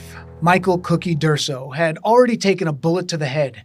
He'd already buried his cousin, shot dead in a club bathroom over gambling money. Cookie wanted revenge, but his mob family wouldn't let him seek retribution. Instead, years later, he says the acting boss of the Genovese crime family threatened to assassinate him. This is the world he came from, and the one he'd soon help dismantle. Today, on Heat NYC, True Stories of Crime and Fire, we talk to the retired FBI agent who was there for it all, who flipped Cookie Durso, helped dismantle the Genovese family from the inside, and watched one of the most disciplined crime syndicates in America crack wide open. Mike Campy served in the FBI for 24 years, spending most of his FBI career in the New York division, working both organized crime and white-collar cases. He's also the author of the amazing book, Mafia Takedown. Mike, thank you so much for joining us here. Thank you, Dan. What a life and a career you've had. There's so many stories that I want to get to here. Wanted to start, though, with one that a lot of people are talking about, which is the organized crime connection to somebody we all know, Frank Sinatra. It's something that you talk about in the book. What is the story here? Well, Sinatra, growing up in Hoboken, New Jersey, and he had relatives. His first wife, Nancy Barbado, was a cousin to Johnny Sausage Barbado, who was a powerful member of the Genovese family affiliated with Vito Genovese and Chin Gigante over on the west side. Sinatra's godfather was Willie Moretti, who was an acting, I believe, underboss, maybe an acting boss back in the day. And he subsequently was killed in New Jersey, but he was also a relation. So once you're attached to an organized crime family, it's not the associate's choice to leave. It's the gangster's choice. And so assisting, Sinatra obviously was a star, became a star, but his early years, he was unknown. And so as things evolved, you're with the Genovese family. You can't disrespect. All right, so again, that's our new podcast, Heat NYC. You can find it on our YouTube channel in the podcast section. We have a lot of great podcasts. Want to go now live. This is Brookdale Hospital in Brooklyn, Brownsville. An update on that NYPD officer involved in that shooting this morning. That's Deputy Mayor Randy Mastro. Let's take a listen. A young police officer was shot. 2 other police officers injured in a car accident racing to the scene. The police commissioner will give you more of the details of what happened in the early hours of this morning. But we have just spent time with the officers, and in particular the officer and his family who was shot in this incident. And fortunately, he is doing well, and he has a loving and supportive family. The mayor is fully briefed in the loop on all aspects, and we are fortunate that all of these brave officers are doing well, and we hope and pray for them complete recoveries, and we're pleased to be able to spend time with them to thank them for their bravery and their service. You know, in the past 48 hours, we buried a fallen firefighter hero, and we're here today involving a shooting and accidents involving young hero police officers. You know, and it reinforces in our minds the incredible bravery and dedication of our uniformed services and what they do to protect us every day. That is why we live in the safest big city in America, because of young men and women who serve and sacrifice to make our city safe. And we are so grateful to these heroes and so grateful to their families who share in that sacrifice. We're grateful to the hospital staff here for their service and making sure that these young men and women in uniform get the care that they need. And we are, on behalf of the mayor and all New Yorkers, we thank them for their service, their sacrifice, and their bravery. And now I'll turn it over to the commissioner. Thank you. Thank you. Good morning. I am joined here by First Deputy Mayor Randy Mastro, First Deputy Commissioner Tanya Kinsella, Chief of Department Mike LaPetri, Chief of Patrol Phil Rivera, Chief of Detectives Joe Kenny, and Pat Hendry of the PBA. Today is another reminder of what's at stake when your NYPD officers come to work. They never know what will be on the other side of that door, but whatever it is, they face it with an uncommon valor that defines this department. The information that I am about to provide is preliminary and it is subject to change. At this point, here is what we know. Just before 6 a.m. this morning, EMS responded to an unconscious male in front of 1046 Thomas S. Boylan Street in the Brownsville section of Brooklyn. Upon arrival, they could see a victim had been shot and they notified the NYPD. The victim, Leroy Wallace, was confirmed shot and pronounced DOA. And one shotgun shell casing was found in the vestibule of the building where we believe the victim was shot. We believe he stumbled outside to the sidewalk where he collapsed and where he was found. 2 officers from the 7-3 precinct remained to secure the scene, one with the victim's body outside on the sidewalk and one inside of the building with the shotgun shell casing. Then, approximately at 7:45 a.m., a male opens the door of one of the first-floor apartments and fires at the officer in the hallway from close range with a shotgun, striking the officer on the left side of his face. His injuries are consistent with birdshot pellets being fired from a shotgun. Our cop returns fire, and the perp barricades himself back inside of the apartment. The officer, Sharheel Waris, 25 years old, was then rushed to Brookdale University Hospital Medical Center and is currently in stable condition. While responding to the call of an officer shot, 2 other officers from the 7-3 precinct were involved in a vehicle collision at the intersection of New Lots Avenue and Thomas Boylan Street. Both officers in the RMP, as well as the operator of the other vehicle, were also taken to Brookdale Hospital. All suffered minor injuries and are currently in stable condition. ESU officers then responded to the scene of the shooting, which was now a barricaded armed perp locked inside of an apartment, and they secured the perimeter. To get a better idea of what was happening inside, ESU was able to break a first-floor window, and they flew a drone into the apartment. Camera footage showed a male lying motionless on the kitchen floor with a shotgun on the floor near him. ESU then made entry into the apartment to render aid, and the perp was pronounced DOA on scene. At this time, we are not releasing the name of the perpetrator, pending further investigation and family notification. Officer Juarez is a 4-year veteran of the NYPD assigned to the 7-3 precinct. We met with him a few moments ago, and I am pleased to report that he is in good spirits. But make no mistake, this could have ended very differently. What happened this morning is a reminder of how quickly danger finds the men and women who protect this city. They stood their ground, they did their jobs, and they kept people safe. And once again, they reminded us all what it means to put on that uniform. I will now turn it over to Pat Hendry.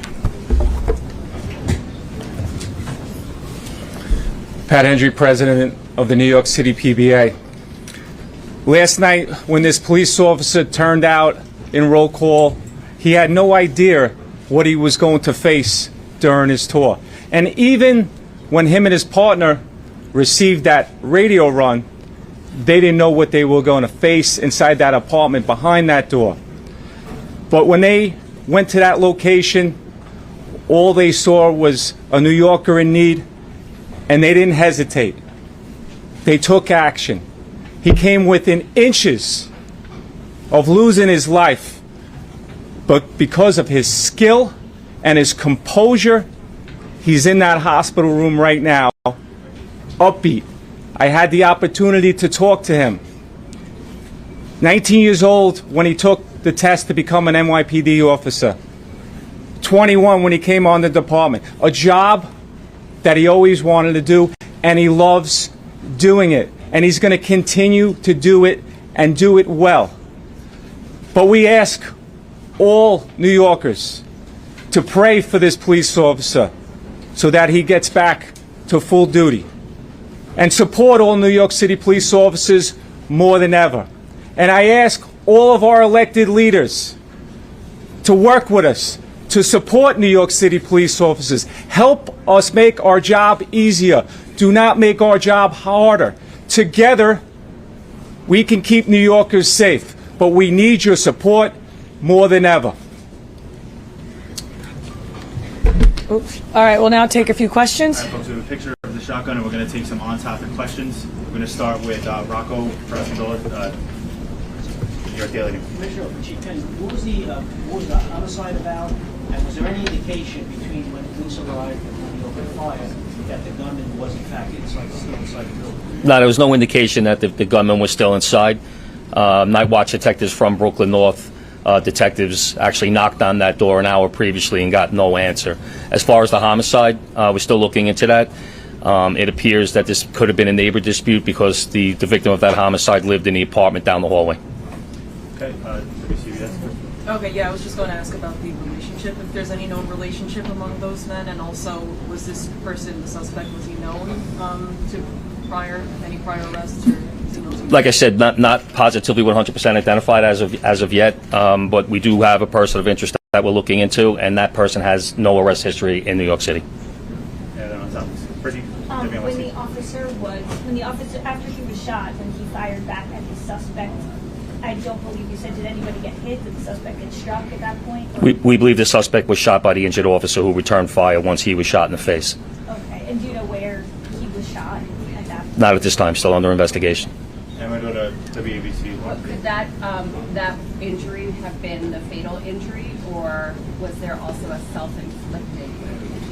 We don't believe that there was a self-inflicted wound. There was no ballistics evidence besides the shotgun laying on the floor. There were no discharged shell casings inside the apartment. I am John Doyle, WC. Chief, of the bird shot, one hit the officer in the face. They knew where the other stray landed. Was it throughout the hallway? Crime scene's going through that right now. All right, folks, thank you very much. Thank you for your time. Thank you. The photo is going to be available on NYPD News momentarily. You're going to go this way?